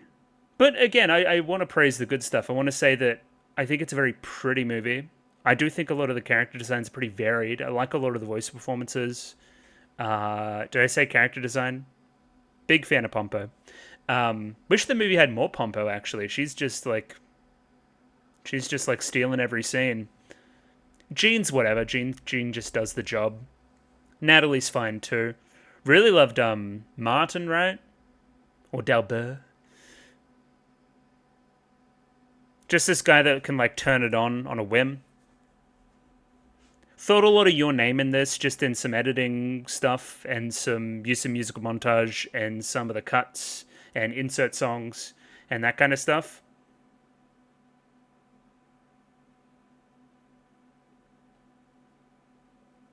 And I guess for how internal the movie is, I don't think we know enough about Jean. Movie's probably missing a genuine, longer flashback. A lot of it's implied. And I'm just kind of like, for a movie that's so much about his journey and him deciding what he wants to do with film, I needed a little bit more investment there, I think. But again, hey, 90 minutes. Thank you, Peterson Films. Thank you, Clap. So yeah, much like I've been doing with these movies, I think I'll probably end up coming back either later today or tomorrow, writing a few notes and then re-examining from that perspective. Again, obviously not going to go back through frame by frame. Going to talk about the stuff I liked, probably some of the stuff I didn't like, unfortunately, and probably landing on some kind of consensus on it. Again, we'll talk about it in more detail tomorrow. Or later today. You'll see me in a second. And we're back. It's the next day. I've got some thoughts, feelings, and analysis on Pompo the Cinéphile. And I guess, okay, because most of my negative feelings about the movie are in that kind of third act, it kind of came off a little bit negative at the very end of the reaction, I guess, towards the credits and so forth. Upon considering the whole film again the next day, there is a lot to like. It's pretty good, even if I do still hold my reservations about that third act and the stuff that goes on within it. And yeah, to kind of demonstrate that, I've got a fair few notes, a few pages, 6 to be exact, if you want to be kind of, exact about it. I don't know what I'm saying. Anyway, I go into the story, characters, animation, art, music, and then what did I think it all meant? What was the larger point of the film? What am I going to take out of it going forward? And then probably a little bit of a review. And again, what did I think overall? I liked it. I didn't love it. There were some things I would change about it. There are some interesting things about its production and its choice of form. I seemingly am saying this a lot, but I can see this as a better product as a 12-episode anime. I just can. It just kind of helps you to compartmentalize all the disparate stories in this thing, I guess, and give them a little bit more oomph, especially if you can keep this level of quality throughout. I think it would result in a better picture for me personally. But again, that just may be me revealing that I enjoy the TV anime format a little bit more than the films generally. Either way, first and foremost, story. Let me line this thing up quickly. Hello, Pompo the Cinéphile on Wikipedia, my favorite website in the world. Yeah, I've done a little bit of research. The one thing I did find out is I don't know how I missed this. Konami Kohara, the voice of Pompo there, like that's very obvious in kind of retrospect. And again, seeing her character design being broadly mischievous with a fucking ribbon in her hair, that's just good. That's just good casting, I guess. Again, if you're familiar with the Kaguya-sama series, you'll know what I'm talking about. Konami Kohara having played Chika, the very famous character from that series. Again, I didn't recognize anybody else offhand, but again, maybe I'm just being stupid because I can do that sometimes. The other thing in my research, Takayuki Hirao, definitely some stronger connections to Satoshi Kon than I kind of thought about previously, right? With work on Millennium Actress as well as Paranoia Agent. So again, that's enough of an association with Satoshi Kon to be somewhat of an influence on him, as well as the myriad Hollywood directors which are evidently influencing this film. Either way, the plot here, Gene Finney, a nerdy wannabe director with terrible bags under his eyes, has been doing work as a production assistant for Joel Dadovich Pomponet, or Pompo, we're just going to call it Pompo, for around a year. Pompo is the owner of Peterson Films in the fictional city of Nyaliwood, parody of Hollywood, with a Japanese onomatopoeia nya. Thank you, Wikipedia, I wouldn't have known otherwise. Pompo is a gutsy, outlandish, rude, and tomboyish film producer who, despite her talent, mostly works on cheesy B-movies. I wouldn't say tomboyish. Kinda. I don't know, it's weird. Pompo's new film, Marine, starring her constant collaborator Mistia, wraps up shooting and asks Gene to edit a 15-second ad spot, which he reluctantly agrees to.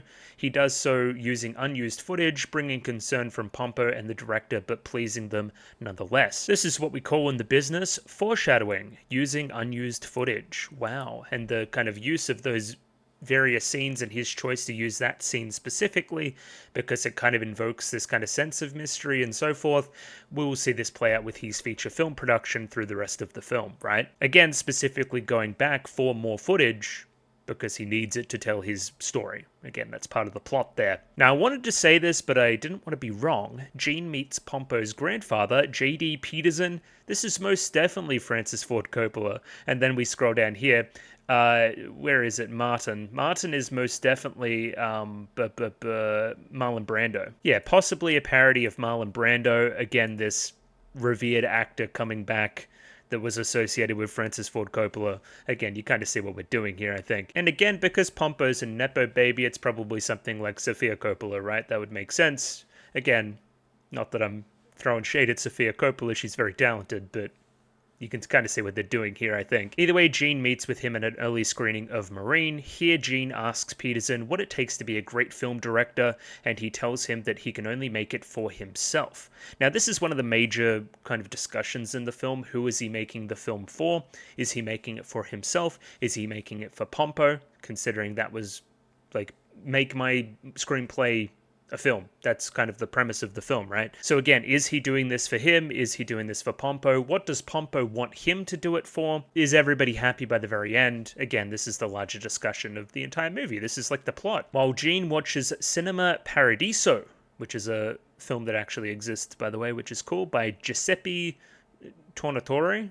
Sure. Pompo scolds Gene for enjoying it due to it being a longer film. She admits that she dislikes films that run over 90 minutes, as she was forced to watch her grandfather, or forced by her grandfather to watch many over-length films. Again, if we're talking Coppola, loves a long movie. And again, that kind of appreciation of cinema and not really considering that Pompo, when very young, wouldn't really enjoy such a picture. Again, shorter attention span, that's kind of the thing. This is part of the running motif in the movie as well of Pompo leaving the cinema early. Again, seeking out films that are generally around 90 minutes and probably leaving right on that 90-minute mark all the same.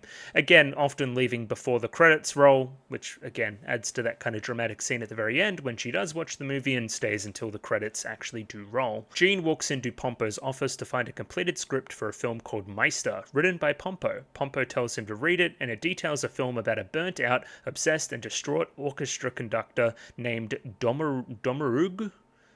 Let's go with Delbert, because that was our translation. I don't know what this is. Delbert is just, it rolls off the tongue a little bit easier. Either way, Delbert finds meaning again after meeting a small girl named Lily in the Swiss Alps. Gene remarks that it is cliche, but it is very well written, but it will need strong actors since the story is carried by only two characters. Then a girl he'd seen at auditions a few days ago before named Natalie Woodward walks in with a haircut as requested by Pompo, who is being cast by Pompo as Lily, causing her to freak out. That was a mouthful. But yeah, and again, this is one of my favorite parts in the movie where we then reverse it and show Natalie's kind of point of view from that point, which I think is a cool detail. Again, I'll talk a lot about its kind of meta film stuff as we continue the analysis. We then rewind through Lily's life and her ambitions as an actress. Well, that would be Natalie's life, actually. Lily's the character in the film. Come on now. Either way, it's your pretty prototypical small town girl living in a lonely world took the midnight train going anyway type story. Yeah, we're moving in from the deep country, dreams of being an actress, attaching that to a grandmother, which is kind of this thing we're doing in the film with family, and again attaching that kind of grandparent to Pompo's story with Peterson, and then as well as again the general theme in the movie of family, and proving yourself to family and that kind of thing, kind of going across with Dalbert. I think that's pretty cool. Pompo senses a certain je ne sais quoi, a producer sense potentially about something about her. The same thing that Jean feels when seeing her splashing in the puddles or whatever. She's brought back to the studio. I'm unimpressed with her resume. Pompo then tells Lily, or Natalie, to be Mistia's protege for 2 weeks, which slowly helps her develop her acting skills. Again, I don't know who's proofreading this stuff. Probably that's what this is about as well. It doesn't seem proofread very well. Boo, Wikipedia, bad. Again, this is why you shouldn't use it for all your stuff. You shouldn't take it as law, I guess. Either way, Natalie's going to be in the movie with Martin Braddock, the semi-retired greatest actor in the world as Dalbert. Pompo also reveals to Jean that he will be the director, causing him to freak out as well.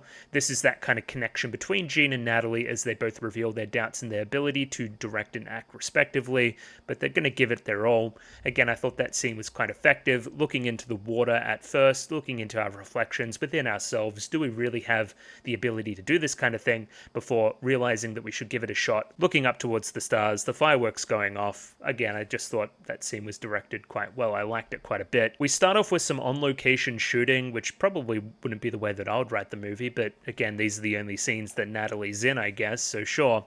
Let's go to the Alps. We're going to go to the Swiss Alps. Jean is forced to work around the script and schedule after a rainstorm hits, allowing him to capture a rainbow not intended in the script. Again, a huge part of this portion of the film is trials and tribulations and then turning that into gold. One of the best kind of skills a director can have, right? Production not going completely to plan and being able to adapt accordingly. I've also noticed I have a visual component, which I could have been using the entire time to express things at you and that kind of thing. So that pool scene, which is like about here in the picture, I can like, oh yeah, don't get me started on the dance either. I could have like grabbed this part here and then been like, oh yeah, here's the scene I'm talking about, cool. So again, when I'm talking about the Alps, I can skip to here and then potentially have some stuff in the Alps. Yeah, this kind of stuff, right? Again, being forced to work with what he has, essentially, in the movie. Jean also meets Alan Gardner here, an old classmate from his high school who is unhappy at his job. Alan apologizes for making fun of him for his obsession with film in high school and tells him to call him up if he needs anything. We will talk about Alan in some greater detail as the analysis continues. I have some opinions. On location, shooting wraps up, set shooting very quickly wraps up as well, and the film enters editing, post-production, all that kind of stuff. Pompo assigns Jean as the sole editor, which is insanity, by the way, and Jean begins to find it difficult to get the film down to a reasonable length. This is the kind of 90-minute conceit of the film. But hey, who am I making this for? Am I making this for myself? I prefer the longer films. I prefer those cinematic masterpieces, that kind of thing. Oscar bait, if you wanted to be specific about it. Where again, Pompo prefers a 90-minute film. She doesn't like films that go over that kind of length. There's a purity to a 90-minute film as well. And again, in kind of finding that happy medium between the two, we create the best product. There's also a general theme in the film of restriction and finding kind of gold within restriction, right? So hey, if I'm working within this restriction to get it under 90 minutes, then I must use the best editing possible and can't be, it'll hone my skills as a filmmaker of getting information across quickly. Again, I see both sides here of the conflict of what we're doing. Again, the best scene demonstrating this would be this scene right here where we show two subsequent edits of the same scene, with one being way snappier and still getting the same feeling across. Again, in that similar vein, we have this scene here where we consult with Peterson, kind of the old head, the guy that's done this a million times before, about his kind of view on editing and how long the movie should be. And again, we're telling him to think about who he wants to make the movie for the most. Does he want to make it for himself or does he want to make it for Pompo? In that kind of vein, he wants to re-edit the film from the start, basically, which is kind of the big, I guess you could call it, second act drop, the thing that gives the last third of the film its biggest momentum, I guess I would say. If we're looking at time code here, this is right on about 60 minutes, right? And it's incongruous, right? He feels like the film isn't quite coming together the way it should, right? With his edit, Because they haven't even gone to the Alps yet, and he's already at 90 minutes, basically. But he decides to put more footage into it, which is insane. But again, part of it not making any sense is the reason why kind of Pompo goes along with it. A few good motifs here of the aria and the creme de la creme. I think those are pretty well explored through the last portion of the film as well. Just giving it some nice dimensionality. Also, again, the meta stuff between Dalbert and Jean is pretty good here. I do think there's a little bit of a mismatch here character-wise. Why is Pompo being the one to put the foot down on production costs ballooning and that kind of thing?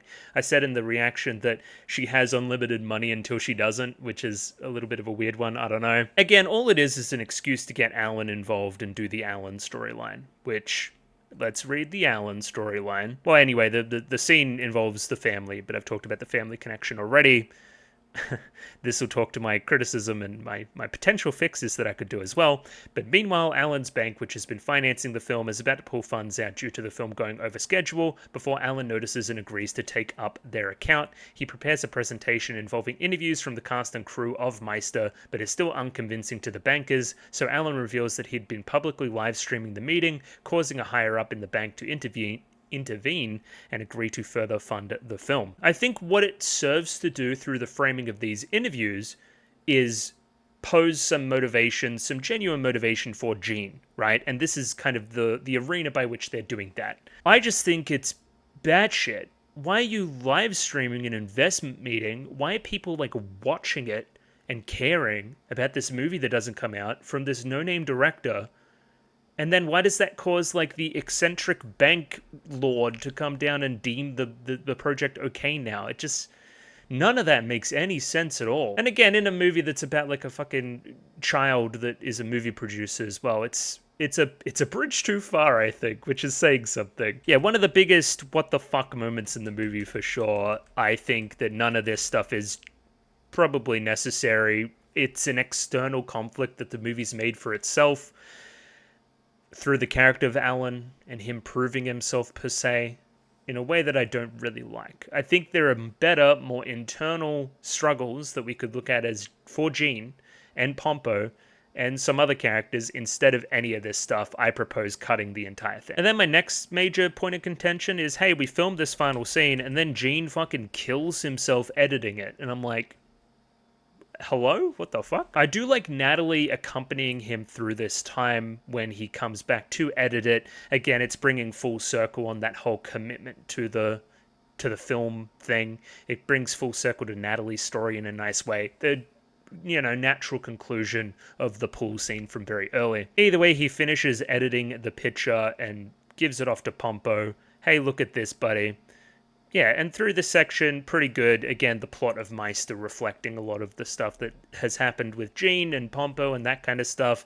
Again, that family connection to the devotion to the art, that family connection between Pompo and her grandfather, and watching that movie together and taking her back home, that kind of Ratatouille feeling to it of art or something like that, something akin to that, taking you back to a previous memory. That's all very well done. Pompo actually sitting genuinely through the credits, caring about who made it, and really loving the film. And again, saying it's going to win Academy Awards, or the Academy Awards, and it does. It wins actor, actress, screenplay, director, and picture, which is insane. The film, of course, ending with Jean's acceptance speech, him revealing that the film was only 90 minutes long, that being the favorite thing about it, revealing in the final little bit that, hey, he was making this film for Pompo the entire time, at least on some level. Think about who you want to make the movie for. It's all for Pompo, baby. And again, that's why she likes it so much, and her producer sense in thinking that this is a good idea is part of the propellant of the film's success, right? Is that, hey, we took her advice to heart, we restricted ourselves and, again, condensed it. And what does condensing something do? Makes it into a diamond, baby.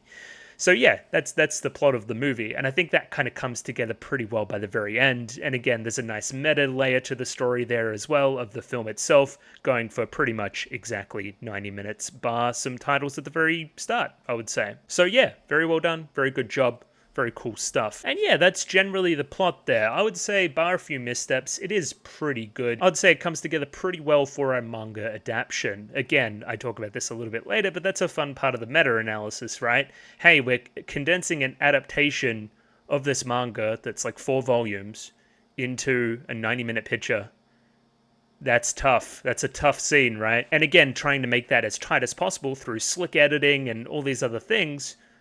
Again, that's what we're doing with the adaptation. I think that's just very cool, right? The editing on a film about editing is very, very good. It's a very, very well edited film. But again, we'll talk about that a little bit more later. Let's start with the characters. Pompo. I would say Pompo was my favorite character in the film. The film without Pompo would be pretty boring. She is the entertaining presence. She is the one on the front of the cover. She is the one propelling this picture forward. She is the motivator. She is the spark. She is the everything. Honestly, I probably wanted her more in the movie. The movie being mostly about Jean is a misstep in that regard. I feel like we needed more Pompo, and Pompo needed some more dimensionality to her character to match that added runtime. Again, instead of having Alan in the movie, let's expand characterization for Pompo and Jean and Natalie and all those other characters, I think. She is easily the strongest character design of the film. Let's get a good shot of Pompo. That'll do. Her being notably younger and kind of spunkier than everybody else in the character design, more cartoony, I think is a great point of difference. It matches her persona, I guess. And that's what animation is great at. I can't have a human character look this kind of way in a live action setting.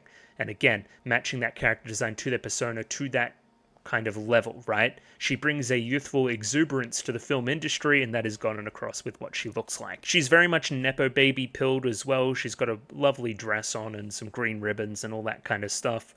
She's definitely from money, is part of her character design for sure. And again, perfect casting with Konami Kohara, right? This kind of ribboned, over the top, kind of juvenile character that's mostly comedic relief and leads to big over the top moments. That's who she plays. That's who this character or who this actress should play. She does have range though. Konami Kohara is a good voice actress, so not begrudging that. And yeah, as I said, much like many other characters in the film, mostly Jean in this regard, lacking that further dimension, a deeper dive into her character, motivations, whatnot, that kind of stuff. It is there is some stuff with Peterson. There is a throwaway line that her parents weren't really in the picture all that much. And again, this added scene here later on that we do, right, with the family is referencing this in some regard, I think. Again, tortured artiste, forced to be away from his family. Of course, Pompo is going to resonate with that somewhat with her estranged relationship with her parents, right? Again, I just wanted more. I wanted more to grasp onto there. I think that's an interesting hook. And again, the intertextuality of Meister and Pompo the Cinéphile is one of the most interesting things about the film. More of that, please. That's, again, my large criticism there. Same thing with Jean, right? Again, he sees himself in D'Alberto very much, right? This tortured genius that can't quite get it right and needs to almost go somewhere else, go to another different character to increase his motivation in filmmaking and become better about that kind of stuff. That's very interesting. More of that. Less of Alan, please. Don't like Alan. Which may be the theme that you're getting across from me. Again, I've seen criticism, because I was reading up a little bit, that he's a bit of a self-insert, kind of. He's very generic, so self-insert-y anime protagonist who has extreme passion for thing, but is ostracized from his normal social life and escapes into deeper passion with thing. That is, I just named like 20 anime characters just off rip. I just did. And again, this character trait is the large reason why Alan is in the movie. Alan used to bully him or used to ostracize him for being passionate about this kind of stuff. And again, adds to that awkwardness when they meet up later in life and they're very different people. And Alan is now looking at Jean as somewhat of a success and somebody that he should follow into the future. I think there's a great shot of them during the ED, actually. Yeah, right there. You know, they become best buds by the very end. There's kind of that progression there, which is, again, the major reason why he's even in the thing. In this regard, I relate the film a lot to something like A Look Back, right? Which is very, very much about the destructive nature of the obsession in art and why we do the things we do and who we do them for. But again, is got across in a way better way, a more snappier script, and a more artful direction and all that kind of stuff. If you want somebody to glaze look back, you're looking at the right guy. But again, not everything can be look back, and I think we still do pretty good in this regard of getting this kind of theme across. I like the giant bags under his eyes. There's a character design detail to get this across. He has tirelessly worked on this thing. He certainly knows what he's talking about. His posture in this regard's very cool too. If you're constantly watching something while sitting in a chair and you're engrossed, potentially you're leaning forward a little bit, right? So again, him being kind of slumped over and his shoulders in is very much of this kind of indoor personality, contrast with Alan, who's very much shoulders back. Again, that's just good character design, I think. He is the heart of the film, his decisions in figuring out who the movie is for. One of the main dramatic drivers there, I would say. His struggle to edit the film down, and that reflecting, again, the film itself, is very cool. Him showing he has the source by working on the fly and, like, improvising scenes that get something across and that kind of thing. And again, probably his over-exuberance to, you know, re-edit and reshoot and shoot extra scenes and all that kind of stuff, making the edit at the end all too harder as well. I think that's a fun progression. The one criticism I would have for his character is the hospital stuff is insane. I don't know if anybody should leave the hospital in a gown and then sit down at their editing PC to edit their film, and then that be demonstrated to be a good thing.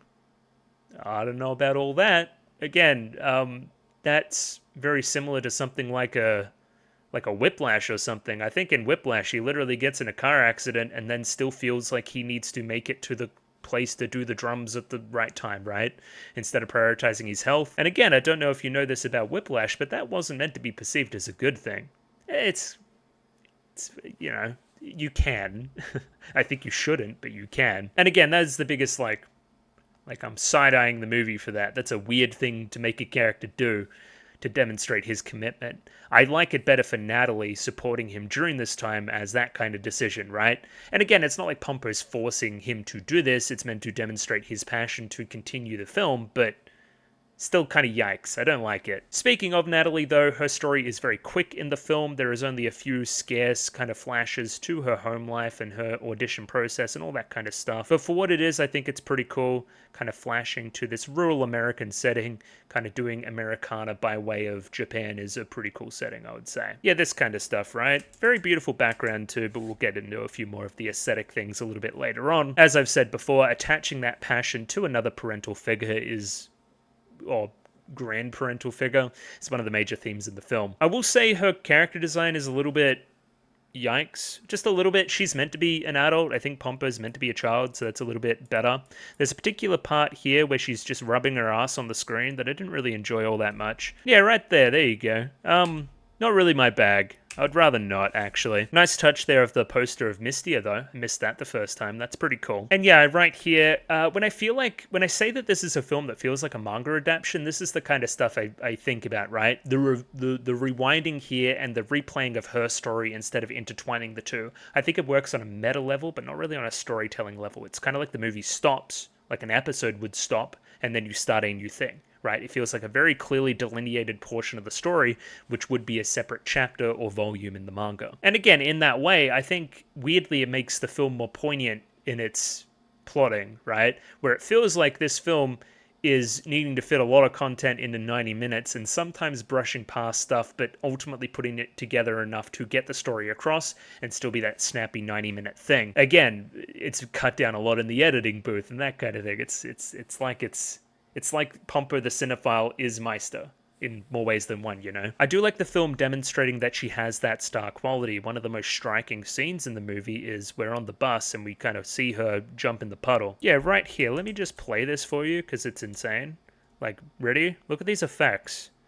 That is some of the most insane stuff I've ever seen. That is insane. And again, we'll talk more about it when we go into production. More specifically, also nice Alan cameo as well very early in the film. Her wide-eyed innocence in combination with Jean and in contrast to Martin and Mystia adds some nice dimensionality to the cast. It feels like they're genuinely learning from each other and growing from the experiences.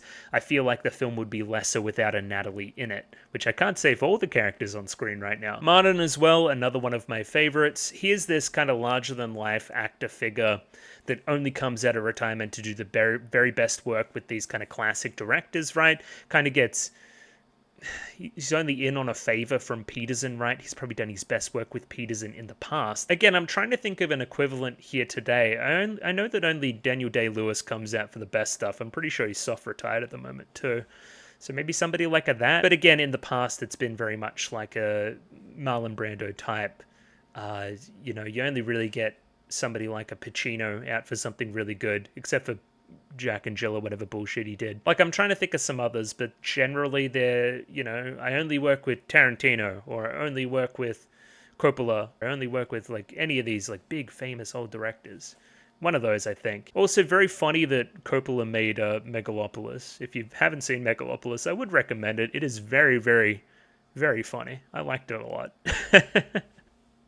I should have watched it on the channel. That would have been very funny. Anyway, I digress. I think his character's twofold, right? And the voice performance is very good in this regard. He's charming outside of the movie, you know, chatting up our kind of staff, being this larger-than-life actor figure, but never coming across as overly mean or dismissive or anything like that. He just feels like a cool guy who's been around the block and is keen to act with more and more people. I think there's a scene very early in the acting stuff where Natalie demonstrates that she has the sauce, and then he respects her for that, right? In no short part to Mystia's training and so forth, right? So again, he's cool in this kind of thing, chatting up Mystia, wanting to get her number, all that kind of stuff. Sleazy, but cool old man vibes, I think. But then he kind of switches when he turns on the acting, right? He becomes this tortured, enigmatic genius of Daubert, and kind of talks to his level of, acting prowess that he can get this kind of thing across. And again, twofold, that meta layer, the voice actor doing a very good job at betraying both parts as well. I think that's very good. Misty, I have less to say about. I think she's pretty cool,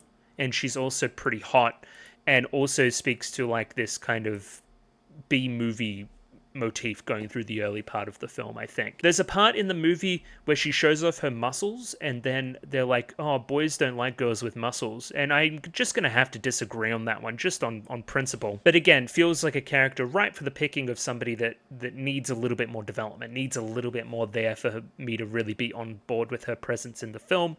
Albeit, I do like that she comes back during the third act, disguised as somebody else, to give that film the final push that it needs. Again, she wants to disguise herself so that Jean and Natalie can be the stars of this thing, right? She doesn't want to come through and win yet another Oscar or being yet another blockbuster or something like that. She wants to propel and push the other people in her life, which I think is a fun character detail. She's cool. And again, great comedy there from Martin as well, of not recognizing her. I think that's just funny. Alan, I'm going to be mean to Alan. Cut Alan from the movie. I don't care about this reformed bully investment banker type story, but I do think there's room here for a greater discussion of what he does for the movie. His presence in the movie, as I said before, is a legitimizing factor to the struggle of Jean. So there's this person earlier in Jean's life who used to give him a bit of a hard time for liking movies, causing his passion and devotion to only increase. Him seeing that his life, ultimately this being Alan, that he's kind of useless. He kind of has it all and he still doesn't feel good. What makes people feel good? Oh, well, I know that Jean used to have a hard time. Let's pick his brain about it. Oh, he seems like he has a really good head on his shoulders about this kind of stuff. Let's, subconsciously support him here on in, right? That attaching to Alan's own familial issues about, again, his dad resents him for giving him everything and not having to work for anything and blah, blah, blah, blah, blah. And ultimately disappointed most of all in his lack of passion in any of it, right? He can see his son just kind of going through the motions. And again, upon seeing him actually be passionate about pushing for a certain thing and filming all these interviews and blah, blah, blah, blah, blah, feeling that push to, again, it's implied that he's the one that tells the director about it, the big bank guy, and obviously gets his way eventually. Again, I think that all works isolated. I I just think the premise is batshit, and is it needed? Is this good enough to include in a movie that is already so tight about certain things? Is this revelatory enough about the other characters through contrast that it's worth putting in the film? And again, I'm pretty squarely landing on no. As I've explained previously, replace this kind of stuff with more Jean content explore his backstory in some more details. Don't legitimize Alan, just use him as a straightforward bully type character even, right?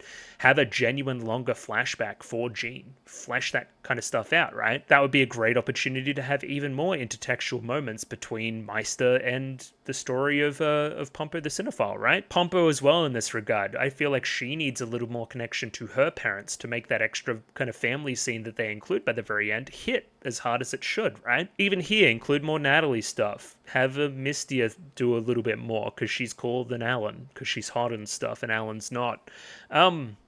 Yeah. So mostly, yeah, bad shit plot aside, it's more like just do we need it? And I don't think we need it. And again, the film is tight. It's a tight 90, so can't have stuff we don't need, you know? And just while I'm thinking about it, this is probably like a COVID movie, right? Because it's a 2021 release.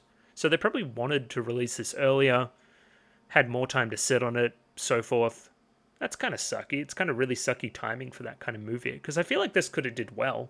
Or better than it did. I don't know, it's an interesting one to talk about, I think. Either way, let's move on to the actual production of the thing and then some overall wrap-up-y thoughts.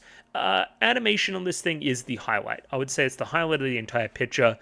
Most people on model the whole time. Most people just looking good and posing well the entire time. There's hardly a foot stepped wrong in the entire film in that regard. So specifically here, the effects work and the compositing and all that kind of stuff is just fuck it, they hit it out of the park. The first 40 to 50 minutes of this thing is so fucking slick. It's got so many fucking cool transitions, cool lighting effects, the use of black bars, all this kind of stuff with the animation is just fucking awesome. Even the edits in the movie that are meant to be good edits are really cool. So I really like this trailer edit. I think that's very good. There's the obvious example of the stuff around here when he's trying to edit down this one scene to be as snappy as possible. I think that's fucking awesome. And again, the constant cuts there between that and the editing software and what kind of, what Gene's thinking about it in the moment. Very well edited, very well animated, very good. The most obvious example would be like this step on the water scene that we kind of see there, like him kind of framing that, if I can go back and find it. Him kind of going through his eye here, transitioning into a camera lens before viewing her there, it expanding out, her landing on the puddle, and all these effects playing as once, like all the different kind of like lighting effects and stuff. He sees the movie in his own head before this even happens. And again, that's only gotten across through compositing work, effects, and animation. Fucking awesome. Very, very, very cool. Yeah, just the lighting, everything there, just fucking sick. Sick. Gets across perfectly the concept there, I think. And again, something only the animation medium could do. You can't really get this effect across as well from a manga page. Shows a great level of adaptation, I feel. And whenever you talk about effects work and compositing, the fucking only real studio you can talk about is Ufotable. They're unbeaten at that stuff.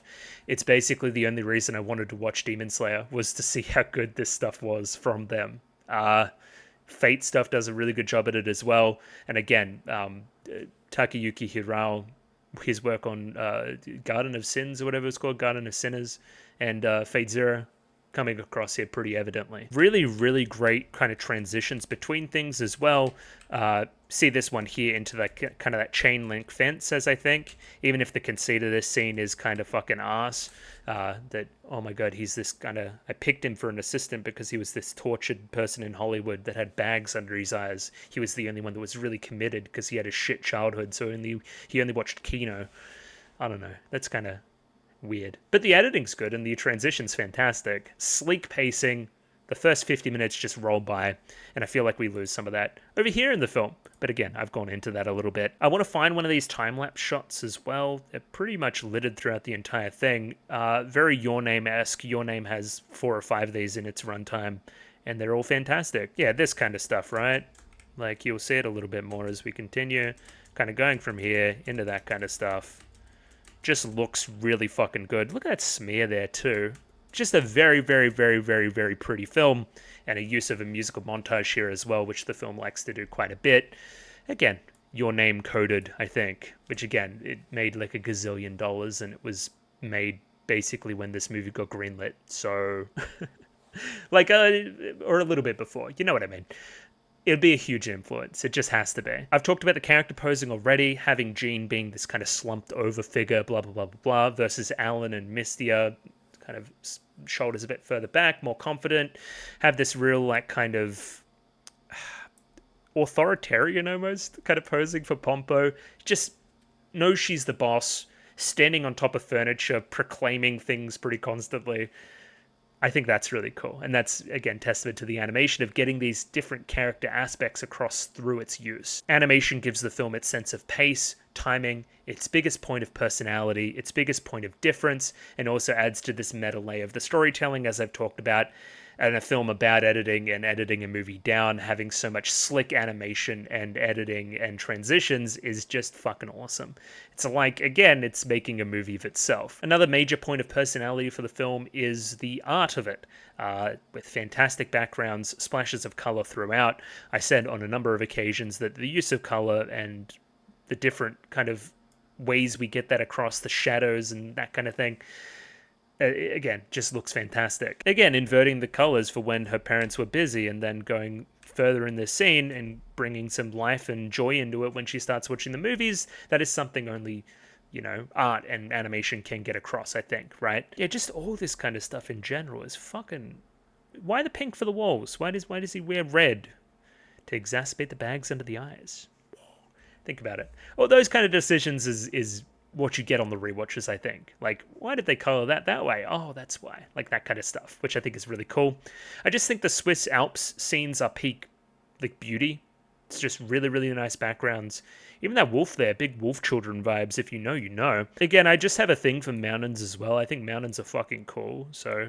And again, just turning it on here. There's a difference in the animation when we go to the cinematic stuff as well when we're filming for the actual movie. It's got this sheen to it that I really like. Again, as I talked about here as well, the black bars used to delineate this stuff is just fucking awesome. The editing scenes are also peak, where he's like literally got his like editing sword and he's going in and he's being a protagonist about it. Yeah, this kind of stuff. That's some anime-ass bullshit and I love it. Like, let's personify a character editing by giving them a big, long fucking Buster Sword fucking thing and have him literally cutting the film. That's fucking cool. Just in general, the ability of the film to imitate a camera is fantastic, and the placement of characters in the scenes being like point of view and focus and stuff you wouldn't normally consider in animation is being considered in a film that's so much about filmmaking. Like, why does this feel so very different to the stuff that's on camera? That is something that they have considered and applied in a very cool way. And as much as I'm a fan of the character designs in their posing, I'm somewhat torn on them overall. Pompo stands out as very different. Very, very different from the rest of the cast. Does that break my immersion somewhat sometimes? A little bit. Is Natalie a little bit too childlike for my tastes? A little bit. Does Alan feel like he's from a completely different show? A little bit. Anyway, enough ragging on Alan. He's okay. I think it's best gotten across when we see somebody like Martin versus the rest. It's like, you're just out of place a little bit. I don't know. I don't know if it's a major criticism, but it is something I have noticed. I think this is the third time I've written down the thing, your name, because the movie uses a lot of musical montages and insert songs. Specifically here, using one in its most elaborate sequence, like here during the fucking...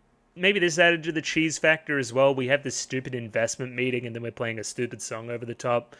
I don't know, man. That was the one that worked the least for me. I liked the one they used during the editing over here a little bit more.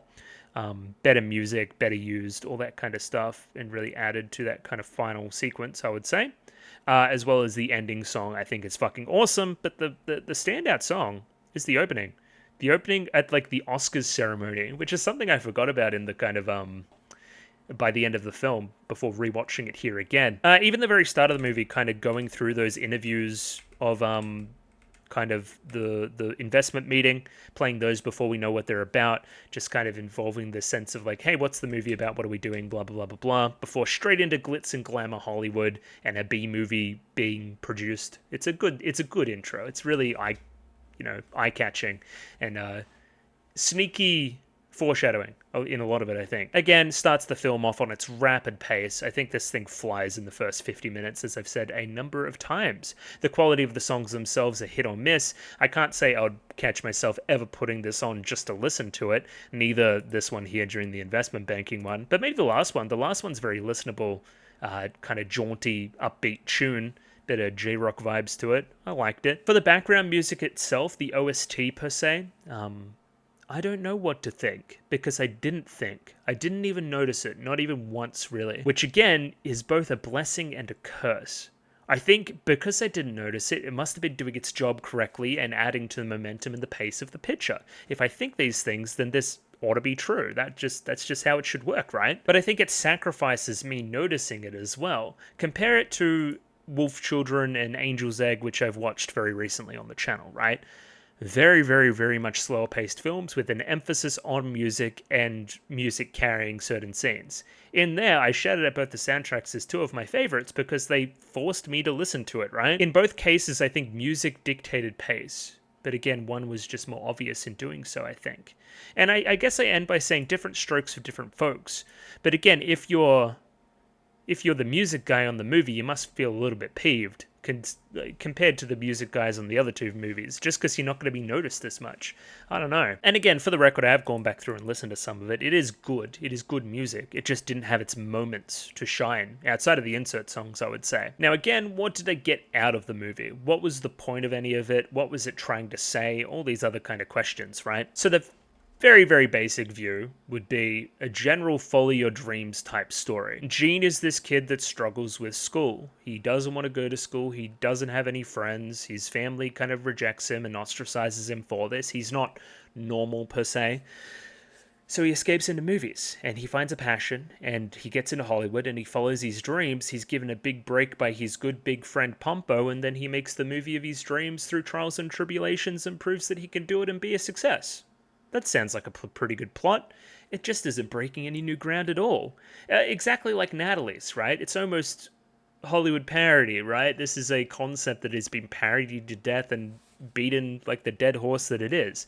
Small town girl comes to Hollywood, struggles to make it, and then eventually gets her big break, blah, blah, blah, blah, blah. This is literally what La La Land is kind of satirizing. Like, it's not exactly, we're not breaking new ground here. But in not breaking new ground, we're also portraying tropes, which could be part of the meta kind of level of the film, I think, as well. In this way, I think the hospital into editing scene frustrates me a little bit, right? Because it's a follow your dreams type story, having a character that is following their dreams to the point of self-destruction here at the very end is not good. That is not a good moral. You should not do that. That should be portrayed as a bad thing. Now, again, the point of comparison would be Look Back, right? But at least Look Back in its text admits that this shit sucks, admits that being a mangaka is fucking shit, and the hours are shit, and you don't get the acclaim that you should, and blah, blah, blah, blah, blah, and ultimately comes back to a really personal level for why we do what we do, for the people around us, and so forth,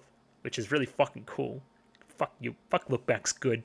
Anyway, I would love some admittance of fault here, that this isn't the way, that you shouldn't do this to the point of unhealthiness, I guess. And again, didn't really sit right with me, even if I could see what they're trying to do. The trope of the follow your dreams, small town girl, lonely world, moves to Hollywood, follows her dreams, get what she wants, is subverted through Alan, who is this character that already has everything that this person would want anyway, but isn't personally fulfilled by it because it got given to him. He didn't pursue it on his own terms. It wasn't his own personal dream. So, and again, that's what they're trying to do here. Alan has a passion through the work of Gene to want to make this film now a reality, right? And that is the first time in his life that he's felt this kind of drive. So again, this is me being more charitable to that scene, is it helps to strengthen the major conceit of the movie of Follow Your Dreams, showing that it isn't all about money and power and so forth. It's more about what you do with it and your personal involvement and the drive there within. Again, kind of reflecting Gene moving from the hospital bed to the editing booth in kind of Alan's decision to work late on this investment deal and whatnot, right? Follow your passion, put in the hard yards, you will get results, that kind of stuff. I've talked a lot about the meta layer to the film already, but it's worth shouting out once again. It's very, very cool. The idea of a movie inside a movie and the film's use of filmic techniques to get this across is just very, very, very cool in general. It's one of the best aspects of the picture. And again, the one that kind of gives the game away, as I've said previously, is the one where they continuously edit this one scene over and over again, right? The meta layer is that in the storyboarding phase, before we kind of animated any of this would have been a large consideration for the people making this adaptation. They would have said, okay, I've got this manga. I've got to adapt it into an anime. What do I keep? What do I cut? How do I edit this together and make it flow in a way that makes sense, but also condenses as much into as much time as possible? In that way, I wonder if this meta layer was always in the movie in that regard, right? Or always in the text, I guess. It's kind of like some of the meta manga stuff that Tatsuki Fujimoto does in both Goodbye Eri and Look Back in that regard, right? Where it's about itself in a weird way, right? It's about writing manga. It's a manga about writing manga. Look Back, that is.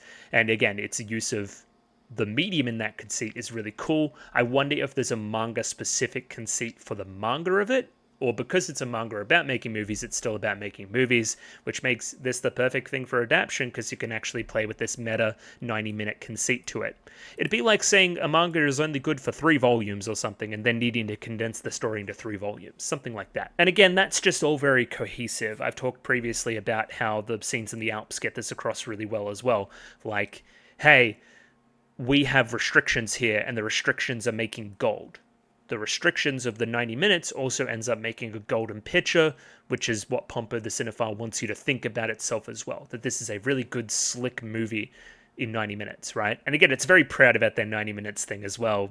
Again, that is the very end of the picture, right? And that kind of respect for the 90 minutes conceit is the reason why Pompo stays for the credits as well, to see who's personally behind this kind of stuff, wanting to pursue their kind of careers and whatnot. Again, she already knows who makes it, but you know what I mean. But again, it's that level, it's that setup payoff thing that I really like, where, again, we set up that she always leaves the movie theater early. It's a really running theme through the thing.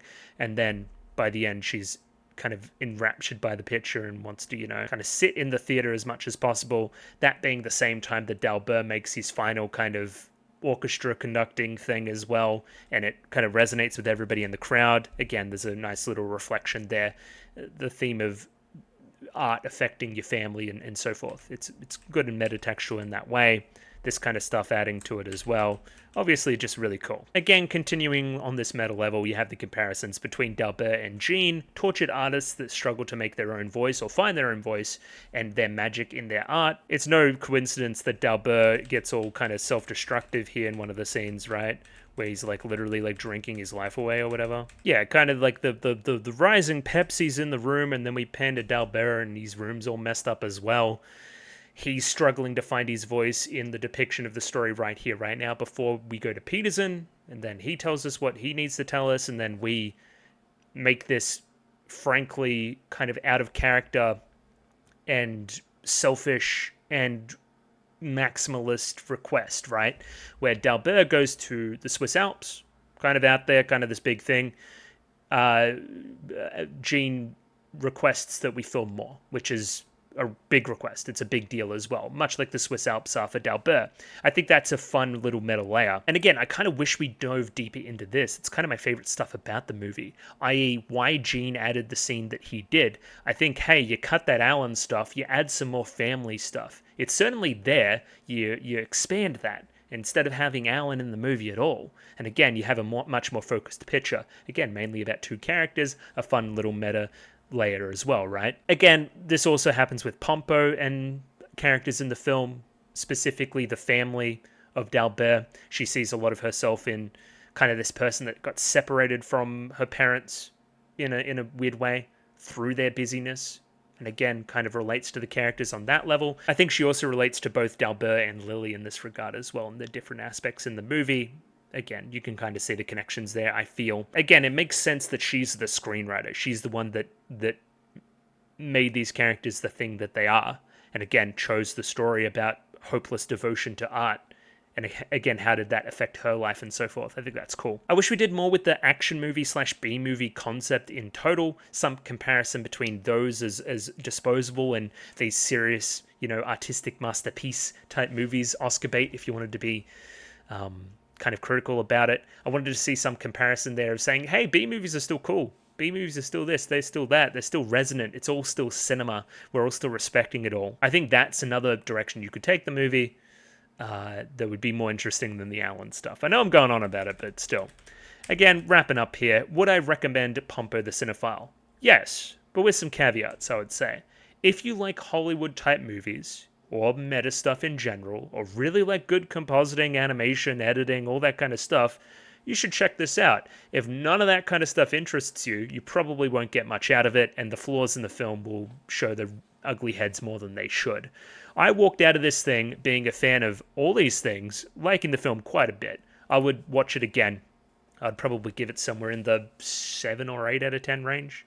Closer to 7 maybe, but still like a good time. Again, I'm a pretty harsh judge when it comes to that kind of stuff. I write here I'd be interested to read the manga to see how the adaptation is and how tight they're making this kind of stuff. I feel like there's strands everywhere you could expand off into other content and so forth. So I want to see how faithful the adaptation is in that regard. If the pace didn't drop the way it did in the third act, I'd be way more wholehearted in my recommendation there and have less caveats overall. In the future, I'd be interested to see more work from Takayuki Hirao. I think he has some sauce. I think he knows what he's fucking doing.